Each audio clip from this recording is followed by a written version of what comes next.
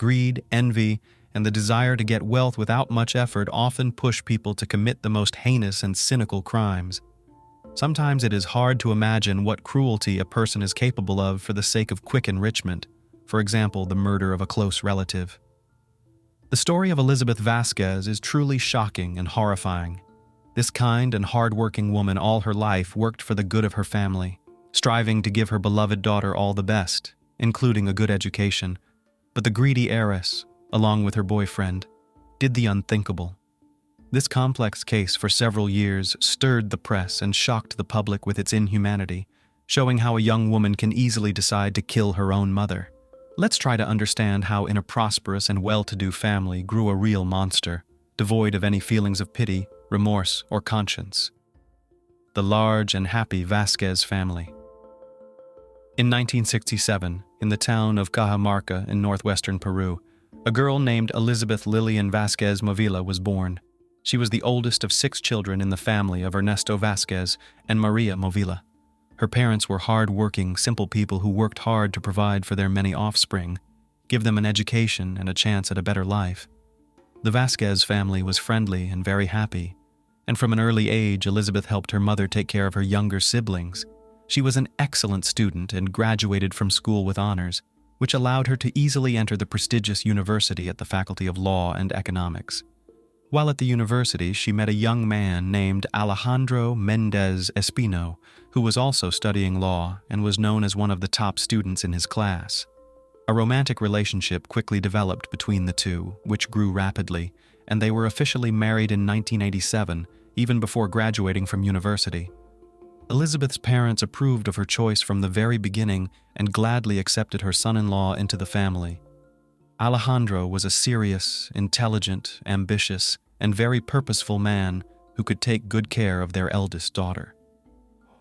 At first, the newlyweds lived in the Vasquez family home, but after 6 months, when Elizabeth became pregnant, they decided to move into their separate home. Only daughter. Approximately a year after their marriage in 1988, the couple welcomed their only joint heir, whom they named after the mother, Elizabeth Vasquez Espino. Affectionately called Elita in the family, the girl became the center of attention for all her numerous relatives and the main joy of her parents. Several years after the birth of their daughter, the couple, whose careers were steadily ascending, decided to move to Peru's capital, Lima.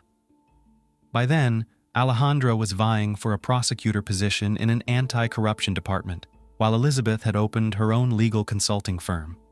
Both worked tirelessly for the benefit of their family, but unfortunately couldn't spend enough time with their young daughter. Confronted with an unsatisfactory experience hiring a nanny who didn't fulfill her duties conscientiously, the young mother decided to send her daughter to her parents in Cajamarca for them to take care of the heiress. Maria and Ernesto readily agreed and were overjoyed to have their granddaughter live with them for a while. Notably, their youngest daughter, Giovanna, Elita's aunt, was only a couple of years older than Elita, so they immediately got along and interacted like real sisters. Due to their total commitment to work, the parents rarely saw their daughter and compensated by showering her with gifts during visits. Elita's stay at her grandparents' home stretched over several years, and when her parents decided to bring her back to their home in Lima, she had already started school. It's worth noting that the abrupt change in environment did not benefit the girl, and she took quite some time to adapt to life in the bustling, noisy capital after the quiet, almost provincial Cajamarca. The challenging parent-daughter relationship. As a child, Elita was a quiet and well-behaved kid. She strove to excel academically, engaging in music and foreign languages. She shared a warm and trusting relationship with her parents, who tried to compensate for the years of enforced separation.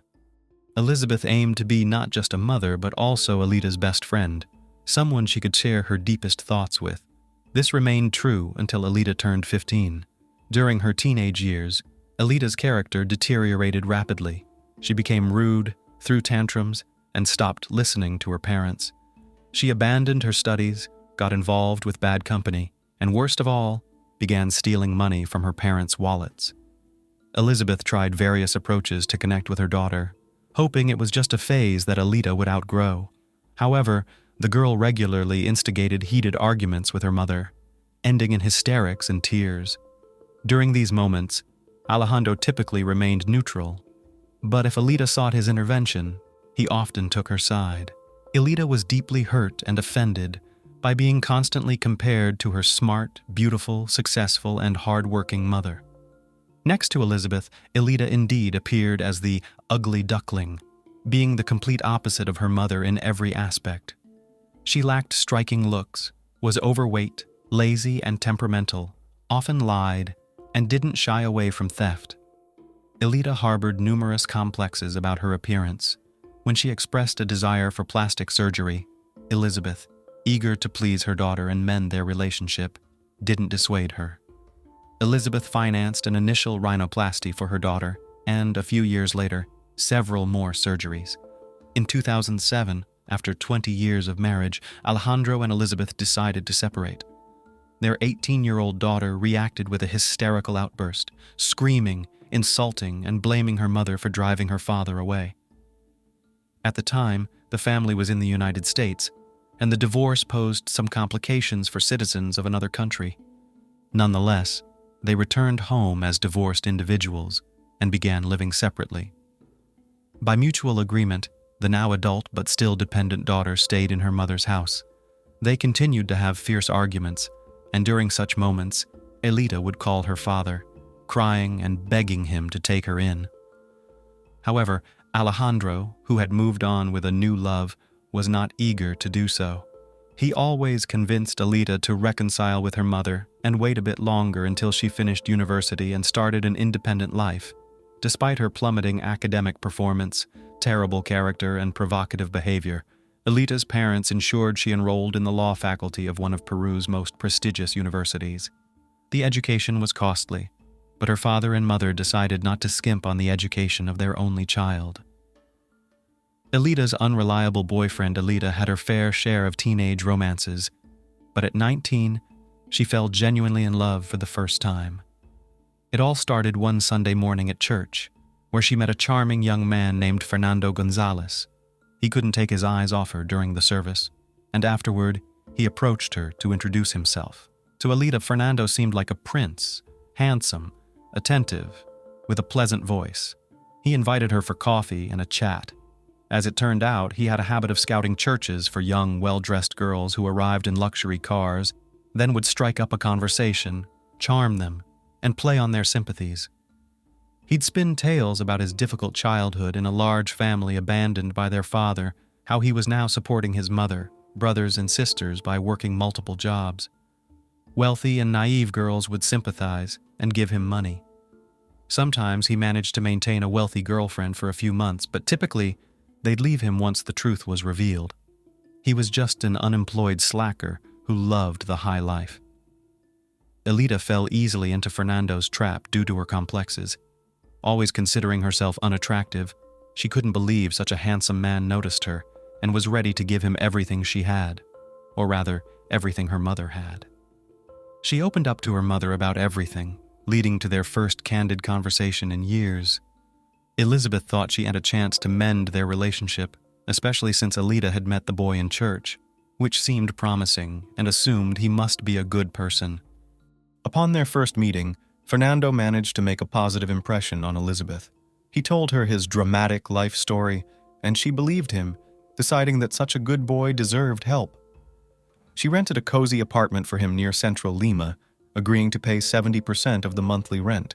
She also paid for his business school tuition, promising him a job in her company later on. It seemed that Fernando gratefully accepted her generosity, ready to start studying. However, he had no interest in attending boring lectures or working. He just wanted to have fun and spend someone else's money. He gladly moved into the rented apartment but never paid anything towards it, claiming to be broke and promising to pay back later. Soon it became clear that Fernando only attended a couple of business school classes before quitting. After a serious talk with Elizabeth, he seemed remorseful. She decided to give him a second chance and employed him as a courier in her company. On his very first day, he not only failed to complete a simple task, but also betrayed other employees who had entrusted him with important documents. Elizabeth finally realized that this young man had charmed her daughter only to leech off her for his own needs. He had no intentions of studying or working. She then forbade Alita from seeing him, which provoked her daughter's anger and resentment. Alita screamed and cried, accusing her mother of trying to ruin her life and take away her happiness. She refused to listen to reason and insisted she would continue seeing Fernando. Failed attempt to separate the couple. Elizabeth decided to send her daughter to her parents' home for a while, naively believing that if Alita didn't see her boyfriend for a few months, her feelings would cool down, and Fernando would find another rich fool to exploit. But Elizabeth was greatly mistaken. Alita continued to communicate with her boyfriend through calls and social media, and her resentment towards her mother only grew. Fernando had to move out of the rental apartment after Elizabeth refused to pay for it. However, he found a smaller place, rented for him by his young lover with her mother's money. Alita had some financial freedom, being a spoiled child, and could freely use some of her mother's accounts. When the summer break ended and university resumed, Alita immediately rushed to meet her boyfriend, who once again asked her for money. She withdrew a substantial amount from her mother's account and gave it to him, leading to a serious confrontation with her mother later that evening upon noticing the missing funds. Elizabeth then decided to block Alita's access to her accounts, giving her only a small weekly allowance for personal expenses. This decision further strained their already tense relationship. They barely spoke, mainly engaged in arguments, and Elizabeth's attempts to reach out to her daughter were unsuccessful. The monstrous plan. During one of their romantic dates, when Alita couldn't bring Fernando the money he demanded, he became furiously angry. He cursed Elizabeth, screaming that she had plenty of money but wouldn't give any to her only daughter, then added that if Elizabeth were gone, adult Alita would inherit all her wealth, and they could live luxuriously. This terrible idea took root in Alita's mind, growing stronger each day. She constantly talked about how much she hated her mother, blamed her for all her misfortunes, and fantasized about how wonderful it would be if her mother disappeared. The young lovers began to devise a monstrous and cynical plan to eliminate Vasquez, also considering whom they could involve as accomplices. At that time, Elizabeth had nearly $3 million in her accounts, owned a successful business that could be sold, a large house in an elite area of the capital, several cars, and her life was insured for a significant amount. In the event of her death, all of this would be inherited by her only child, Alita. Elizabeth seemed to sense danger. She realized she couldn't separate her daughter from the mercenary and deceitful young man who negatively influenced her. The situation was escalating and could resolve in the most unpredictable way. Being an experienced lawyer, Elizabeth drafted a will stating that in case of her sudden disappearance or untimely death, all money and property should go to Ernesto Vasquez, her father. She even managed to visit her parents and tell them about her decision. Meanwhile, Alita planned to stage the kidnapping and murder of her own mother by suspected criminals who would never be found. She and Fernando decided to involve a tough guy, Jorge Carnejo Ruiz, promising to pay him generously for his services. He accepted the offer without a second thought. A crime against his own mother. On January 24, 2010, 21-year-old Alita met with her 23-year-old boyfriend to finalize the plan for the crime that was to take place the next day. She was calm and collected, already envisioning how she would spend the millions she had inherited. The next morning, January 25th, citing ill health, Alita did not go to the university and stayed home. When her mother left for work, Fernando and Jorge were already lurking outside the house, waiting for Alita to distract the guard and sneak them inside. Alita approached the guard on duty and asked him to buy painkillers from the nearest pharmacy, which was only a 5-minute walk away. This brief absence allowed the young men to sneak into the house and hide in the master bedroom. When Elizabeth returned, Alita loudly dropped a glass in the kitchen, signaling her attackers to gather. When Elizabeth entered her room, Fernando knocked her to the ground and began choking her, with Jorge holding her down. Miraculously, Elizabeth managed to break free and run out into the hallway, where her own daughter kicked her in the head.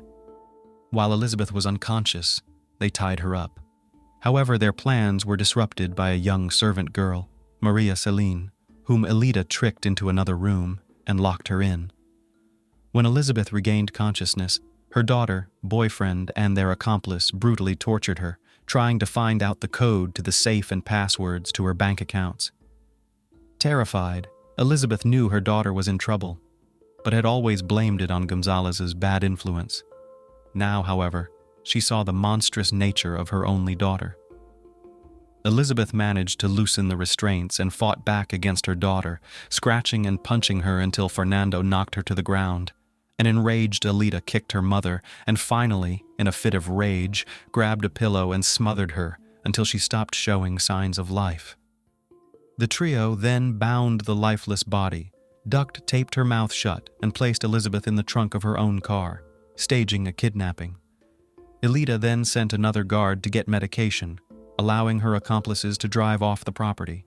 She later freed a terrified Maria, falsely claiming that she and her mother had quarreled but made up, and that her mother had gone to bed. A strange story of a kidnapping and the search for a missing woman.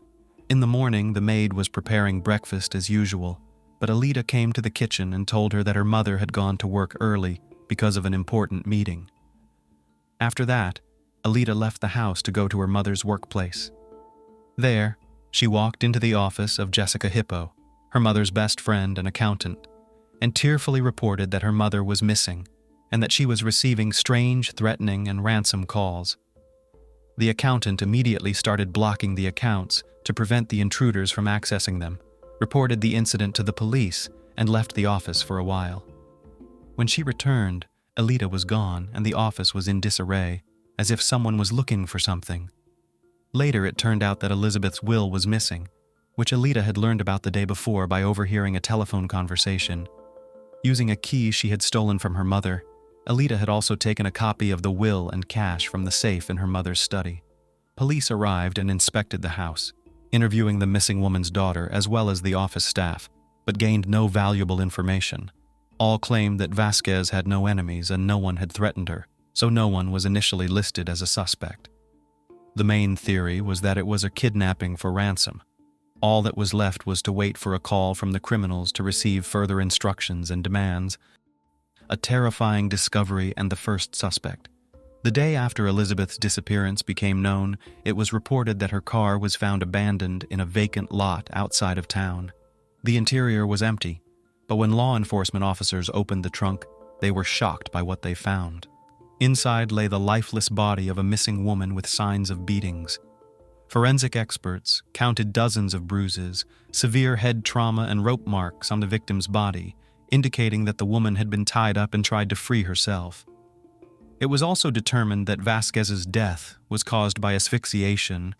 Particles of blood and epithelium were found under her fingernails, indicating that she had resisted. It was now necessary to determine who the blood belonged to. At the lineup, Alita appeared as a grief-stricken daughter. She cried, wailed, and seemed almost unconscious. However, at the interrogation, she behaved quite differently. She was calm, even cold-blooded, and the questions of the investigators she was visibly annoyed. In addition, she constantly contradicted herself in her testimony. When the police decided to check the information about the calls from the kidnappers and sent a request to the cell phone company, it turned out that Alita did not receive any calls. It also turned out that in the days before and after her mother's disappearance, Alita had been in frequent contact with one Fernando Gonzalez, who they also decided to question.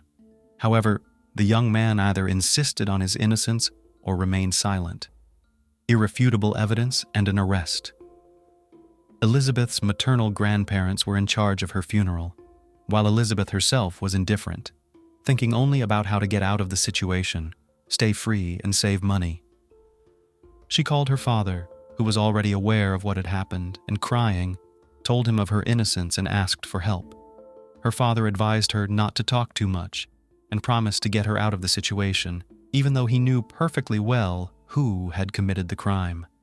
However, he did not want his daughter to go to prison because it would have cast a shadow of shame on Alejandro, who at the time held the high office of Justice of the Peace and President of the Supreme Court, and was a powerful and respected man. Meanwhile, forensic results showed that the blood and skin particles under the deceased's fingernails belonged to her daughter. Alita tried to claim that she had a serious quarrel with her mother, and they briefly quarreled, but then made up. However, no one believed her anymore. Further inspection of Elizabeth's room with special equipment revealed numerous wiped traces of blood throughout the house, including in Alita's room, despite her attempts to wipe away the evidence. Alita's story that she had an argument with her mother in the evening, but then made up, and the claim that her mother left early for work the next morning and was never seen again, quickly fell apart. She contradicted herself, first saying she had not gone into her mother's room, and then remembering that she had. The ransom calls were completely fabricated by her. The testimony of the maid Maria Chalin played a decisive role in the case. She told how on the night of the crime, Alita locked her in a room from where she heard Elizabeth's screams and sounds of struggle, but could not help. After that night, she never saw her employer again, and Alita insisted that everything was fine with her mother, who had simply gone to work early. All of this led to the arrest of Alita and her boyfriend, the criminal trio, and the battle for the inheritance. Alita was arrested at her mother's house. Her boyfriend was detained a few hours later at an entertainment establishment, and the next morning, Jorge was arrested, betrayed by Fernando, who tried to blame the crime on him. It is noteworthy that it was Gonzalez who first began to testify, hoping that cooperation with the investigation will benefit him and help to mitigate the sentence. Meanwhile, Alejandro hired the best lawyers for his daughter, but realized that she will not be able to escape punishment. At the same time, he began to deal with Vasquez's inheritance, intending to take it for himself. Since the will had disappeared and the heiress was facing a long prison sentence, he claimed that he and Elizabeth had never divorced, but simply lived apart, remaining legally married. Meanwhile, Ernesto Vasquez, Alita's grandfather, decided to visit his favorite granddaughter in prison to look her in the eye, as he could not believe that the girl he had known and raised since infancy could commit such a horrible act. However, Alita behaved arrogantly, shouted, insulted the older man, and stated that she did not wish to see him again. This encounter upset him greatly, leading to a heart attack from which he was unable to recover and died 6 months later. The Vasquez family was unable to prove the existence of the will left in Ernesto's name, as the document disappeared from Elizabeth's office and the notary's database, seemingly taken care of by Alejandro. All documents and references to the couple's divorce also mysteriously disappeared, giving Alejandro the right to claim the deceased's inheritance.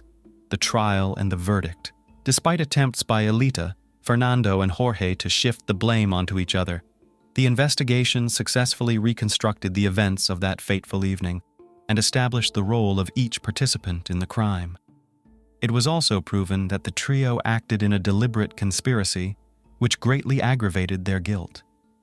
A decisive role in the trial was played by the testimony of the maid Maria, who stated that Alejandro had threatened her, demanding that she give a different version of events, but she refused to comply. In May 2012, the court found all 3 defendants guilty. Initially, the prosecutor had requested that each participant in the murder be sentenced to 30 years imprisonment. While the men pleaded guilty, Alita continually played the victim. Fernando and Jorge were eventually sentenced to 28 years each, but Alita's trial was delayed. Alita claimed that the perpetrators were hired by relatives on her mother's side, who fabricated the inheritance story in order to take possession of Elizabeth's property and money. Her father held the same version of events. Attempts to declare Alita mentally ill and susceptible to manipulation by criminals also failed. This strategy, proposed by Alejandro, was to send her to a psychiatric hospital instead of prison, declaring her insane and incapable of fully and solely inheriting his wife's estate. Finally, in December 2012, the court delivered its final verdict, sentencing Alita to the maximum term of 30 years in prison. To this day, she and her accomplices are serving their sentences in prison. As for the disputed inheritance, its fate remains unresolved. In the spring of 2021, Alejandro died without becoming the only heir. The Vasquez family, through the court, seeks to exclude Alita from the list of claimants to Elizabeth's property, citing the fact that she is in prison for murder. Currently, the main claimant for the inheritance is Maria Movilla, Elizabeth's mother. A horrific crime in an upscale London neighborhood. Compulsive thoughts are a mental disorder characterized by the occurrence of ideas and actions that occur against a person's will and from which they cannot free themselves. In some severe cases, these thoughts can literally take over the mind, and when combined with a complex manipulative nature, innate cruelty, and a manic desire for dominance, it creates a time bomb. British Sabrina Quieter had every chance of achieving the fabulous, rich, and carefree life she dreamed of from an early age, but it was never enough for her. No partner was good enough for her, and she constantly felt like she was born for fame, attention, and luxury. Her unrealized ambitions and obsessive fantasies eventually escalated into delusions with bouts of violence. Unfortunately, Sabrina found a defenseless man on whom she vented all her anger. This case became one of the most heinous and high-profile in British history. An innocent girl who cared for her children became the victim of a deranged sadist. Sabrina Quieter. Early years. Sabrina Quieter, born on December 5, 1982, in a London suburb, had a distinctive blend of French and Algerian heritage from her parents. This unique mix likely contributed to her striking appearance and fiery temperament. The eldest of 4 children, Sabrina was the darling of her family, constantly praised and set as a model for others. At the age of 2, her family emigrated to France, settling in Paris, where she spent most of her childhood and youth. Sabrina's complex character began to manifest in her school years. Her former classmates later recalled that she was arrogant, domineering, self-absorbed, and extremely selfish. She had few friends, either at school or among her neighborhood peers, considering everyone around her unworthy of her time.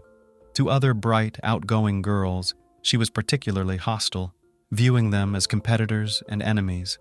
With her stunning looks, a striking brunette with brown eyes and an impressive figure, Sabrina could have pursued a career in modeling if she had the ability to connect with others rather than just seeking to manipulate them. As a child, she was active in sports and showed some interest in music during her youth, but her inconsistency, impatience for quick results, and lack of effort hindered her success in any field. Years later, Sabrina claimed she experienced harsh treatment from her maternal relatives in France during her early years. However, these claims were never substantiated or proven. Contrarily, her family insisted that she was indulged and always sought attention. As a teenager, while active in sports, Sabrina suffered a back injury, leading to a dependence on prescription painkillers. She tried to obtain these drugs illegally, leading to her arrest and a police warning. Sabrina was always intensely focused on herself and her appearance, craving constant attention. She had no doubt that her future held a wealthy, glamorous life filled with celebrity interactions and her own stardom. Sometimes it seemed her fantasies clouded her reality as she believed her rightful place was in Hollywood. Sabrina graduated from the Sorbonne with a degree in English and French literature. However, since 2006, she claimed various fashion industry professions such as stylist, makeup artist, fashion designer, or designer, though she lacked real expertise in these areas. Complex relationship with Wissem Medouni. Sabrina Quieter, known for her stunning looks, had a penchant for captivating men and exploiting their affection, but she never saw any of her suitors as worthy of a serious relationship. She was literally waiting for a prince who would completely obey her. After finishing school, Sabrina was still unclear about her life goals, feeling entitled to everything without effort. Nevertheless, she enrolled at the prestigious Sorbonne University and simultaneously worked at a sweet shop for financial support. It was there, at the age of 18, that she met Wissem Medouni. Medouni, 6 years her senior, was a manager at a major French company's head office and studied at one of Paris's most prestigious universities. He aspired to a master's degree for career advancement. Despite not being particularly handsome, part of elite clubs, or in the celebrity circle, he fell deeply in love with Sabrina and was willing to fulfill all her whims and fancies.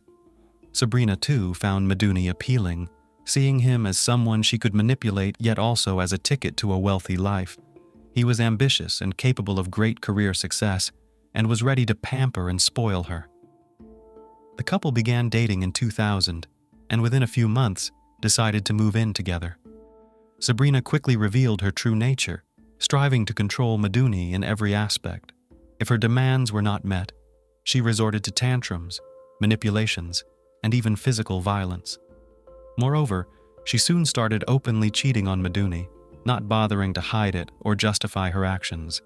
She could engage in flings with anyone, from a random acquaintance to Meduni's best friend or colleague. Despite several attempts to end the relationship and leaving her, Meduni always returned, unable to break free from his deep love for Sabrina. In 2001, Meduni achieved his master's degree and a significant promotion. He began earning a substantial income, which he spent lavishly on Sabrina's luxurious clothing and entertainment. His family owned several properties in Paris, and he managed them, giving all the rental income to Sabrina. Meduni, who also had Franco-Algerian roots, saw a kindred spirit in Sabrina. According to some reports, in the fall of 2001, the couple married in a special Muslim ceremony, evidenced by a certificate issued by the Argenteuil Mosque. However, this religious ceremony was insufficient to make the union official and legal. The couple had a son, whose paternity Meduni officially recognized. However, years later, a Frenchman named Anthony Francois claimed he was the child's father. Francois, a witness in Quitter's trial, described her as volatile, unpredictable, promiscuous, and manipulative. Relocation to London.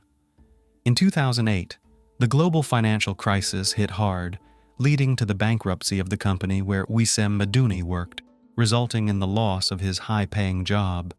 It was around this time that Sabrina Quitter developed a fixation on moving to London. She made the move without much consultation with her partner, left with little choice and hoping for a new career start in one of the world's major financial hubs. Meduni followed her to London. Once in London, Meduni found employment in a major English bank. However, Sabrina struggled to find her footing in the fashion industry. Her aspirations to become a designer, model, or makeup artist were hindered by a lack of skills, experience, and formal education in these fields. Consequently, she had to lower her expectations. Over time, she worked in various capacities, including as a nanny, in a call center, a cafe, and even tried her hand at network marketing. Romance with Mark Walton. Sabrina Quitter's quest for love took a turn when she rekindled her teenage passion for music, adding the titles of musician and composer to her resume. Despite her enthusiasm, Sabrina struggled to find professional opportunities in the music industry. She attended numerous auditions and social events, hoping to make valuable connections. At one of these events, Sabrina fortuitously met Mark Walton, a renowned musician, songwriter, and one of the founding members of the famous Irish boy band, Boyzone. After leaving the group, Mark became a successful producer and music mogul, collaborating with artists like Jennifer Lopez, Jessica Simpson, and Lady Gaga. By 2016, his net worth had exceeded $1 billion. Mark was precisely the kind of person Sabrina had dreamt of meeting, her ticket to a world of fame and luxury. She managed to impress Mark with her beauty and charisma. He was captivated by her and openly admitted falling in love at first sight, unable to think of anyone but the stunning woman. Their relationship progressed rapidly, and Sabrina made efforts to remain pleasant and endearing, quickly ending her relationship with Meduni as she saw a promising future with Mark. His previous relationship and child were no deterrent for her. Within weeks, the lovers moved in together, residing in a luxurious house in an upscale area of London. Mark took on all the expenses, including the rent for the lavish house chosen by Sabrina. For several months, Sabrina lived the opulent life she had long aspired to, socializing with celebrities, attending elite events, wearing couture clothing, and even appearing in glossy magazines. However, managing Mark proved challenging for Sabrina, as she feared losing him. She couldn't control her nature for long and soon began to show jealousy towards every woman around Mark. Sabrina's demands increased over time, seeking more gifts and luxury. Mark indulged her with designer clothes, jewelry, and outings to high-end restaurants and clubs, but it was never enough for her.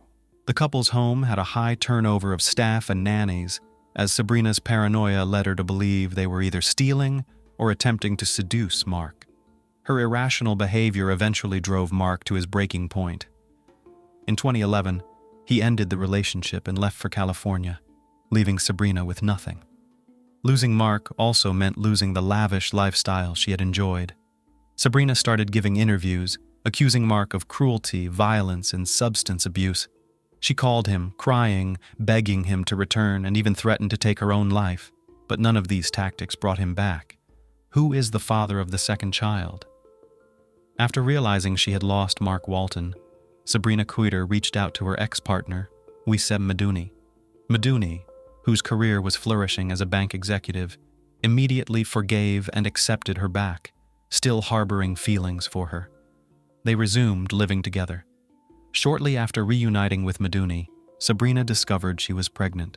She quickly informed Walton, who, through his lawyers, expressed willingness to provide for the child and Sabrina, offering a monthly allowance. However, Walton insisted on a paternity test post-delivery to confirm his fatherhood. Sabrina's refusal to undergo the test, which could have secured her substantial regular payments, hinted at her uncertainty about the child's paternity. Instead of agreeing to the test, she demanded Walton double the proposed allowance. Upon his refusal, she declared war on the musician. Sabrina took to social media, spreading false claims that Walton was obsessed with her, insanely jealous of Medouni, and was physically threatening them. She accused Walton of breaking into their home, assaulting Medouni, scaring the children, and sexually assaulting her in unnatural ways. However, she couldn't substantiate her claims as Walton had a solid alibi, being in the United States since their breakup. After Walton filed a defamation lawsuit and the police threatened action against her, Sabrina temporarily ceased her accusations against the ex-boyfriend. She settled in Wimbledon, southwest London, with Medouni and their 2 children, leading a seemingly quiet life as the conflict appeared to be resolved. French nanny Sabrina Kuiter, unaccustomed to managing household chores and finding it challenging to handle 2 children, decided to hire a nanny who could also assist with housework. She posted a job advertisement online and personally conducted interviews. Most candidates did not meet her expectations, and those who did not stay long in her household. A young French woman named Sophie Lyonnais responded to the advertisement. At the time, 19-year-old Sophie was in her provincial hometown in France, so the interview was conducted via video call. This modest, unassuming provincial agreed to all terms: childcare, household help, and cooking for a symbolic weekly pay of 50 British pounds, including full board and lodging with the employer. Sophie was born on January 7, 1996, in the small town of Troyes, situated between Auxerre and Sens. Her parents, Catherine and Patrick Lyonnais, were simple workers, leading a modest, if not poor, lifestyle. After finishing school, Sophie obtained a diploma in childcare but did not wish to work in her province, aspiring instead to move to a big city. Known for being shy, quiet, and plain in appearance, but very kind and open-hearted, Sophie was loved by those who knew her. Due to poor vision, she wore glasses, which she was somewhat self-conscious about. During their conversation, Kuiter realized that Sophie, the plain Jane, would be an ideal target for her manipulations. Moreover, Sophie was eager to gain experience and good references, thus willing to work for minimal wages. To Sophie, Sabrina seemed like a serious and reliable employer, a fact she shared with her parents before departing for London. As kind employers turned into sophisticated sadists. Initially, things seemed to go well for Sophie Lyonnais, who naively believed that working for the Kuiters would be an excellent start to her nanny career. She quickly bonded with the children, managed household chores as per her contract, and had enough time and resources to improve her English and explore city attractions. This peaceful period lasted several months and all seemed well. Problems began when Medouni lost his job, and the family's only stable income became the monthly child support payments from Walton. Sabrina again demanded increased payments from Walton, who in turn requested a DNA test to confirm his paternity. The family faced serious financial issues, struggling with expensive rent and basic living expenses. Sabrina, unwilling to cut back on her luxuries and desperate to maintain her socialite lifestyle, became irritable and aggressive, often taking out her anger on the young nanny. The couple attempted to start a bakery business with their last funds, but it failed. Sabrina then turned to Walton, asking for a substantial amount of money to launch her clothing line, only to be met with a categorical refusal, leading to tears and complaints about poverty. Sabrina frequently complained to Lionette about her ex-lover, and the nanny tried to console her employer. What happened next varies depending on the source. According to one version, Huiter conceived a plan to use Sophie as a weapon for blackmailing Walton. She intended to portray Sophie as Walton's accomplice and lover, supposedly planted in their home to disrupt their lives and endanger the children. Sabrina claimed that the provincial fool was in love with Walton, who used her as a tool for revenge.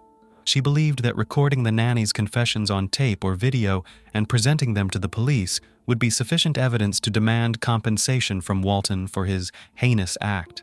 However, Sophie refused to give false statements on camera. Another version, as argued by Huiter's lawyers in court, suggested that due to her mental disorder, Sabrina genuinely believed in her conspiracy theory and saw Sophie as an enemy and a threat to her family. She allegedly didn't force the nanny to give false testimony, but truly believed Sophie was Walton's accomplice, infiltrated into their household to harm them. Regardless of the truth, Sophie's life soon turned into a living nightmare. Torture chamber in the basement of a wealthy home. Initially, young Frenchwoman Sophie Lyonnais was burdened with extra work without a corresponding increase in her meager salary. Eventually, she was engaged in endless chores from dawn till late night, with no personal time and effectively imprisoned within the house walls. Sophie's pay was soon halted entirely, and to prevent her escape or return to France, her employers confiscated her passport, making her a captive. Her communication with family was strictly monitored. The situation worsened. Sophie was barely fed and constantly pressured to give false statements against Walton, whom she had never met or known. She was communicated with solely through screams, insults, and threats. Accused of stealing money and valuables, she was threatened with imprisonment if she failed to comply with their demands against the musician. When screaming and blackmail proved ineffective, the Huiters resorted to more brutal and sophisticated methods. Sophie was effectively relocated to a cold basement, where she spent all her time when not working. Fed scantily once or twice a day, she became emaciated and weak. However, the cold and hunger were not the worst she endured. Physical abuse became the most torturous stage. It started with slaps and hair pulling, but escalated when Sabrina broke Sophie's nose in a violent assault. The sight of blood seemingly unleashed Sabrina's fury, turning beatings into a daily ordeal for Sophie. Each day brought new methods of cruelty designed to inflict unbearable pain and suffering. The basement of this wealthy house in an affluent London area turned into a real torture chamber for Lionette, with no hope of rescue. Strange visit to the police station. In late summer 2017, Sabrina Huiter brought the unfortunate Sophie Lionette to a police station, claiming that Sophie was ready to testify against Mark Walton, with whom she allegedly had a romantic and criminal relationship, and who had supposedly sent her to their house to abuse the children. However, Sophie remained silent, refusing to say what Sabrina demanded. The police decided to speak with Sophie privately and took her to a separate room. Sabrina was furious, fearing that Sophie would reveal the horrors happening at their home and implicate her and her husband. Mysteriously, Sophie chose not to disclose anything or seek help. The police's response was also peculiar. Despite seeing a malnourished, frightened, and weakened young woman, they did not call a doctor or a psychologist to ensure her well-being and safety. At that point, the 21-year-old nanny weighed less than 40 kilograms, had partially lost her hair, was missing a front tooth, and was noticeably limping. Yet none of this raised any concern with the officers, who simply let everyone go home. Disturbing phone call and a funeral pyre. In mid-September, Sophie Lyonnais made her final call to her mother. Sobbing, Sophie confessed to her mother that she wanted to return home but had no money. Catherine, without delving into details, simply told her daughter that she would buy her a ticket and ask her to pack her bags immediately. This was the last time she would hear Sophie's voice. A few days later, on September 20th, 2017, in the evening, the Huiters' neighbors called the police. They were alarmed by a fire in the yard, not so much by the fire itself, but by the nauseating, sweetly greasy smell emanating from it. A neighbor said he immediately realized it smelled like burning flesh and hair, along with something unidentifiable, and the thick smoke that stretched half a block instantly impregnated clothes and skin with this stench. Firefighters and a police car arrived at the scene. The house owners, appearing calm and seemingly unaware of the reason for the emergency services visit, met them. After extinguishing the fire, what looked like a charred human hand was discovered in the ashes. The couple was immediately taken into custody, and severely burnt human remains were extracted from the fire. The gender and age of the deceased were indeterminable, but soon the body was identified as Sophie Leonet's, recognized by the melted metal frame of the glasses embedded in the skull, which Sophie always wore. Cause of death. Determining the cause of Sophie Leonet's death was challenging, as her body was almost entirely destroyed by fire. Forensic experts found multiple rib fractures, jaw cracks, and evidence of blunt force trauma on her skull and limbs, indicating she had suffered these injuries while still alive. Additionally, several of her teeth were missing, and her nose was severely damaged. It became clear that Sophie had endured prolonged and brutal beatings, resulting in broken bones and knocked-out teeth.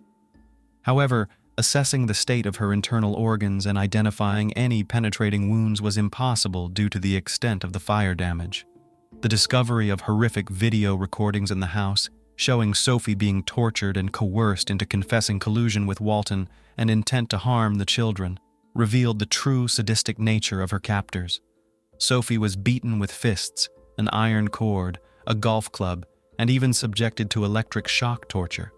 She also endured humiliations, such as being forced to submerge her head in a toilet until she began to suffocate.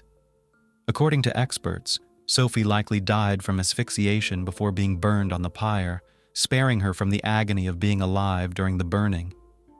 Trial and sentence. Sabrina Kuiter and Wissem Medouni denied guilt and displayed no remorse for their brutal crime. After the murder, Medouni calmly went to a nearby supermarket to buy firelighter fluid for burning the body and dinner for his family, behaving as if nothing unusual had happened. The first court hearings against the sadistic couple began in March 2018. Sabrina tried to portray herself as a victim, blaming Mark Walton for driving her to a pathological state with his relentless torment. Medical examinations confirmed Sabrina had mental disorders but was not insane and could comprehend her actions.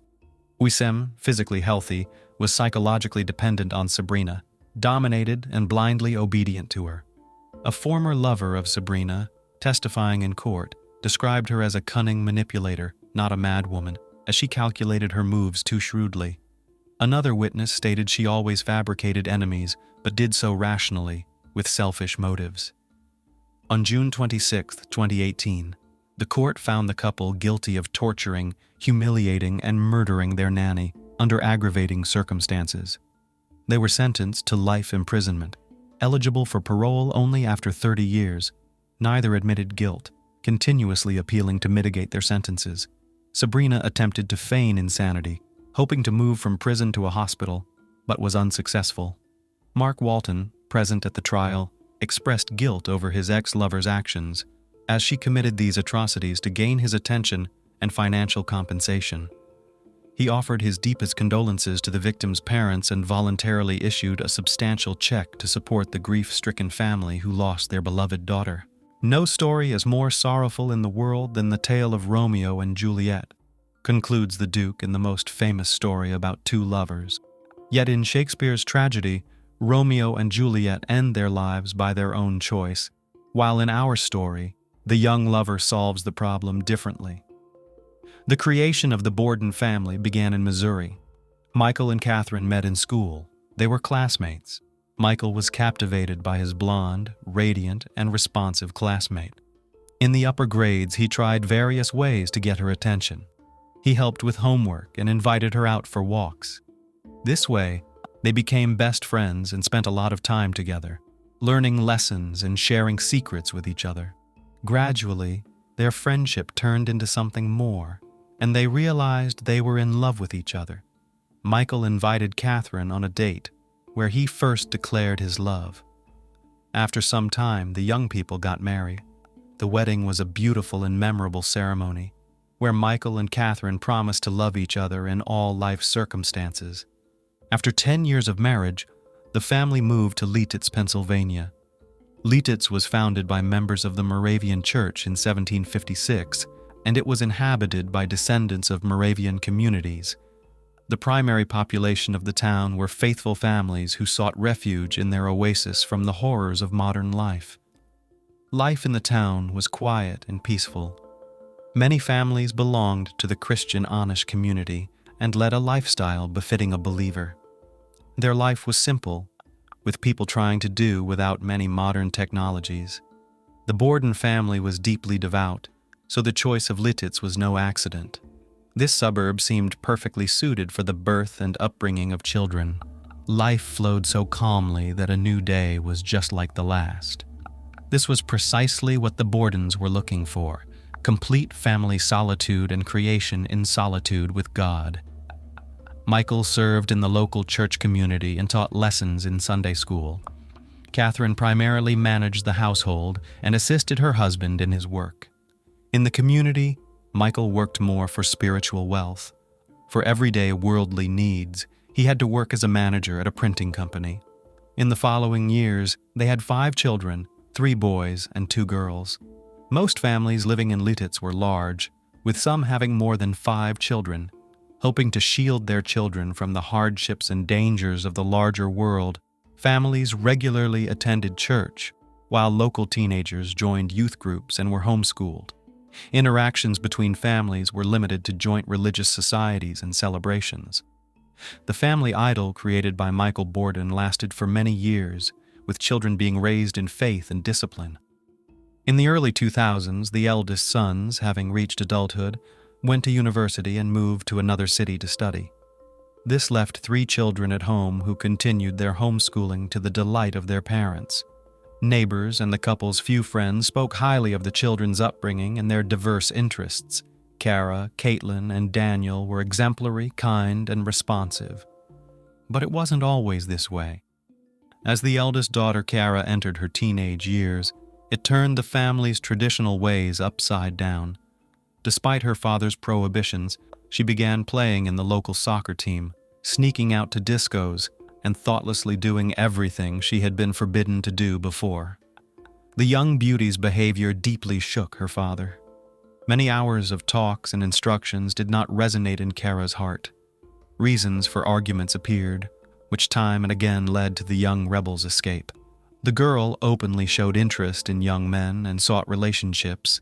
Thus, in 2005, 18-year-old David and 14-year-old Kara met in a support group for students involved in homeschooling issues. The young people, with their passionate hearts attracted to all things forbidden, quickly established warm, friendly relations.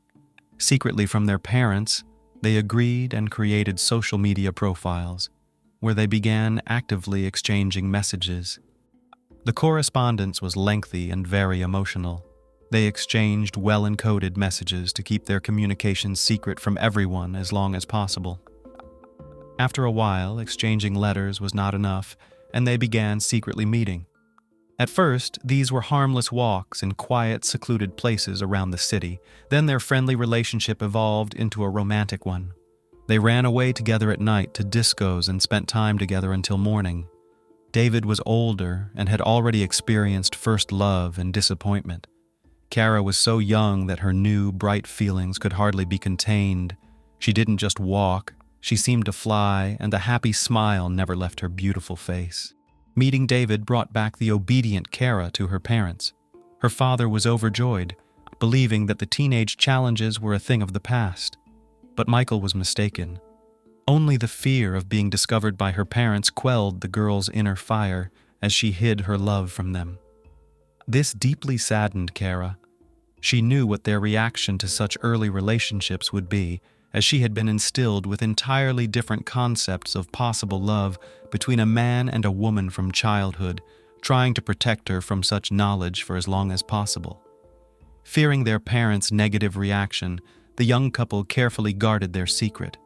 But sooner or later, all secrets come to light.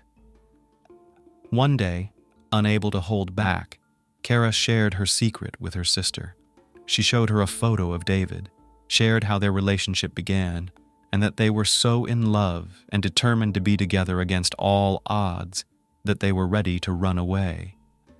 Her sister, fearful for Kara, told their mother about the planned elopement. Thus, the secret of the young lovers was revealed. One early morning, the young woman climbed through the window into the house and quietly, like a mouse, went up to her room. Elated, Kara was returning from another date with her David.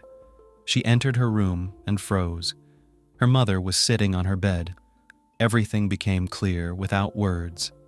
After breakfast, a conversation took place in which her parents forbade her any relationship with the young man.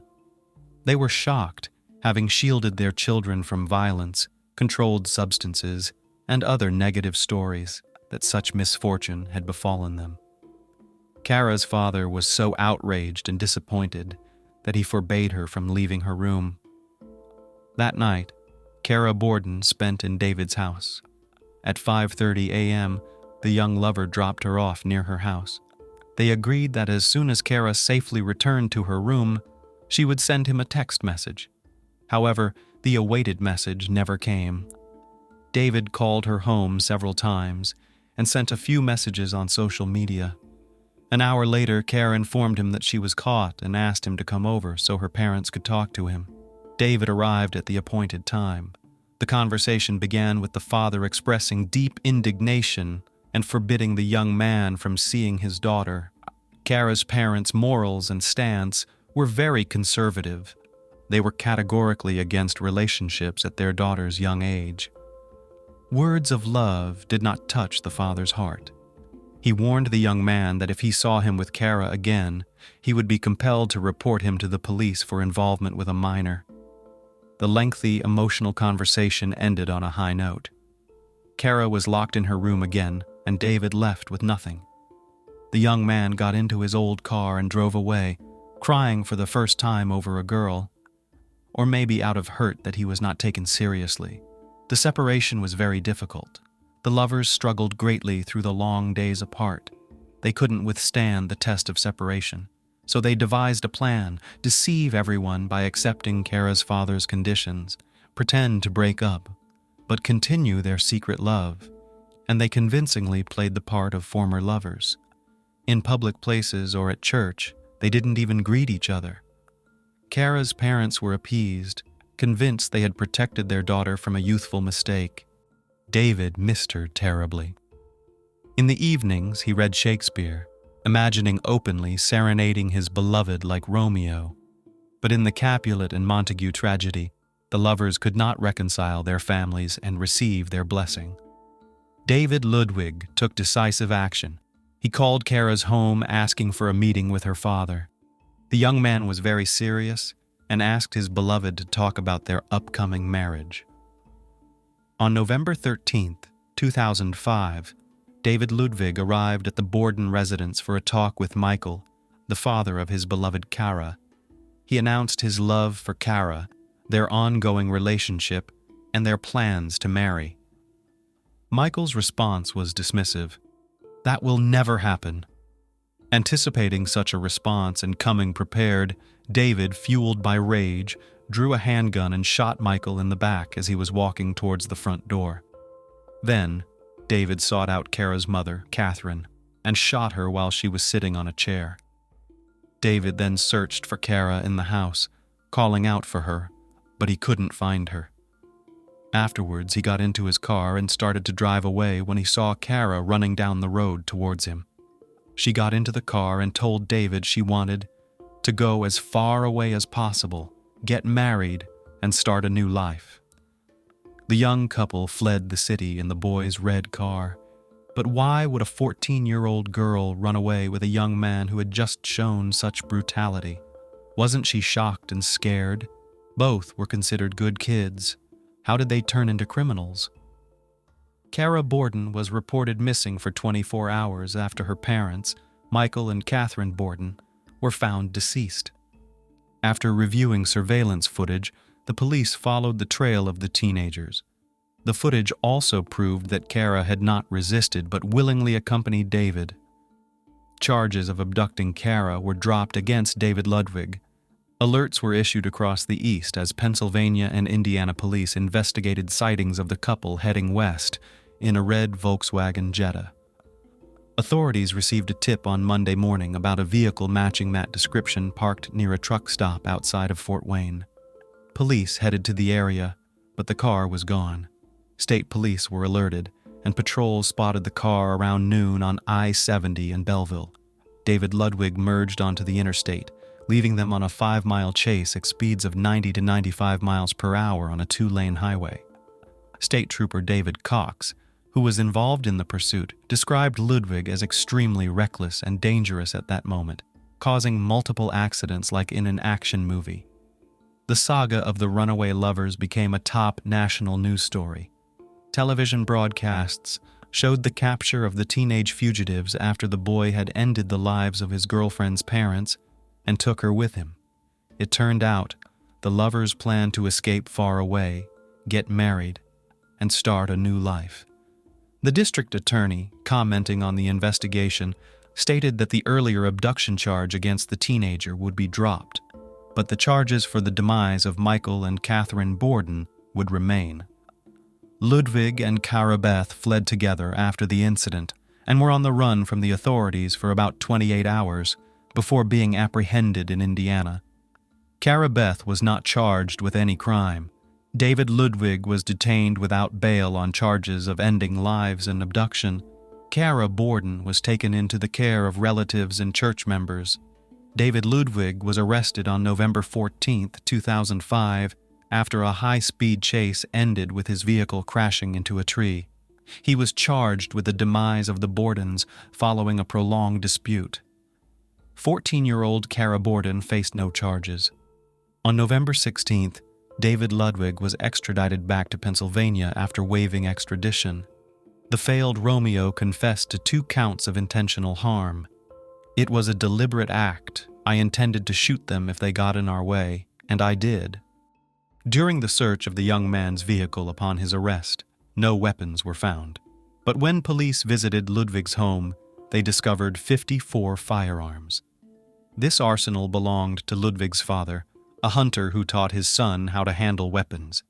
An 18-minute video from a laptop in his home showed Ludwig discussing plans for an armed invasion of another family's home, showing him bringing weapons into the house, though court documents state they abandoned this plan due to too many cars present. The police declared Kara Borden a victim in the case, yet Ludwig filed court documents claiming surveillance footage from various stores along their route would prove she was not abducted. Ludwig did not resist efforts to return him to Pennsylvania. A Pennsylvania judge ordered him held without bail. He was not represented by an attorney during the charge presentation. A preliminary hearing was set for November 23rd. The trial of the young individual responsible for ending 2 adult lives in front of their children was brief, as detailed in court documents. Kara's 13-year-old sister, Caitlin, told investigators that her parents were shot after arguing with David for about an hour. According to court documents, Caitlin saw Ludwig shoot her father, then ran to the bathroom where she heard a second shot, presumably the one that took her mother's life.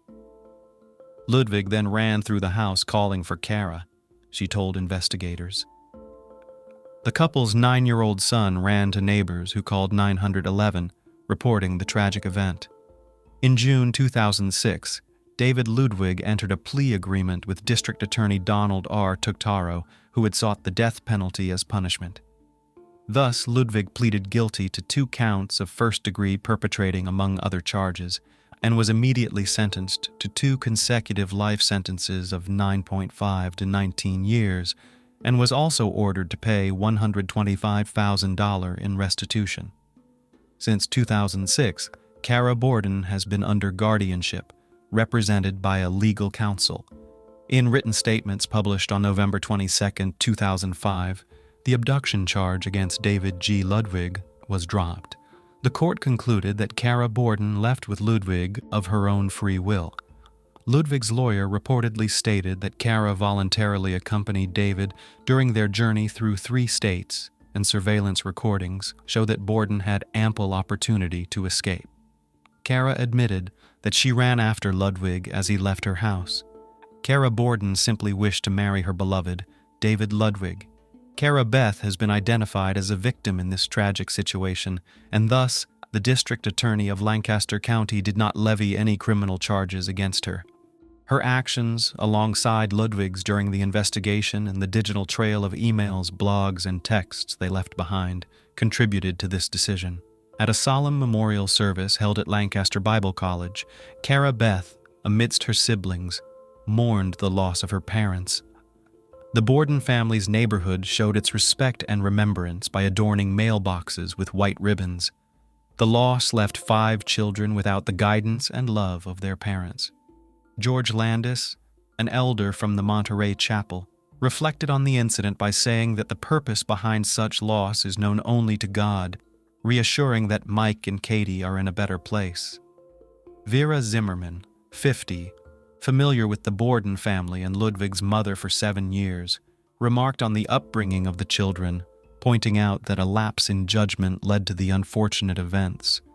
Friends and neighbors recalled Kara Borden as a joyful and sociable young girl, known for her babysitting in the neighborhood and her passion for soccer. Kevin Eschleman, executive pastor at Ephrata Community Church, noted her regular participation in youth group activities. However, underlying tensions between Kara and her parents were noted by Zimmerman, highlighting concerns over Kara's interest in boys. Samuel P. Lohr, a friend of Ludwig, disclosed to authorities their secret intimate relationship, marked by flirtatious electronic communications and inappropriate image exchanges, according to legal documents.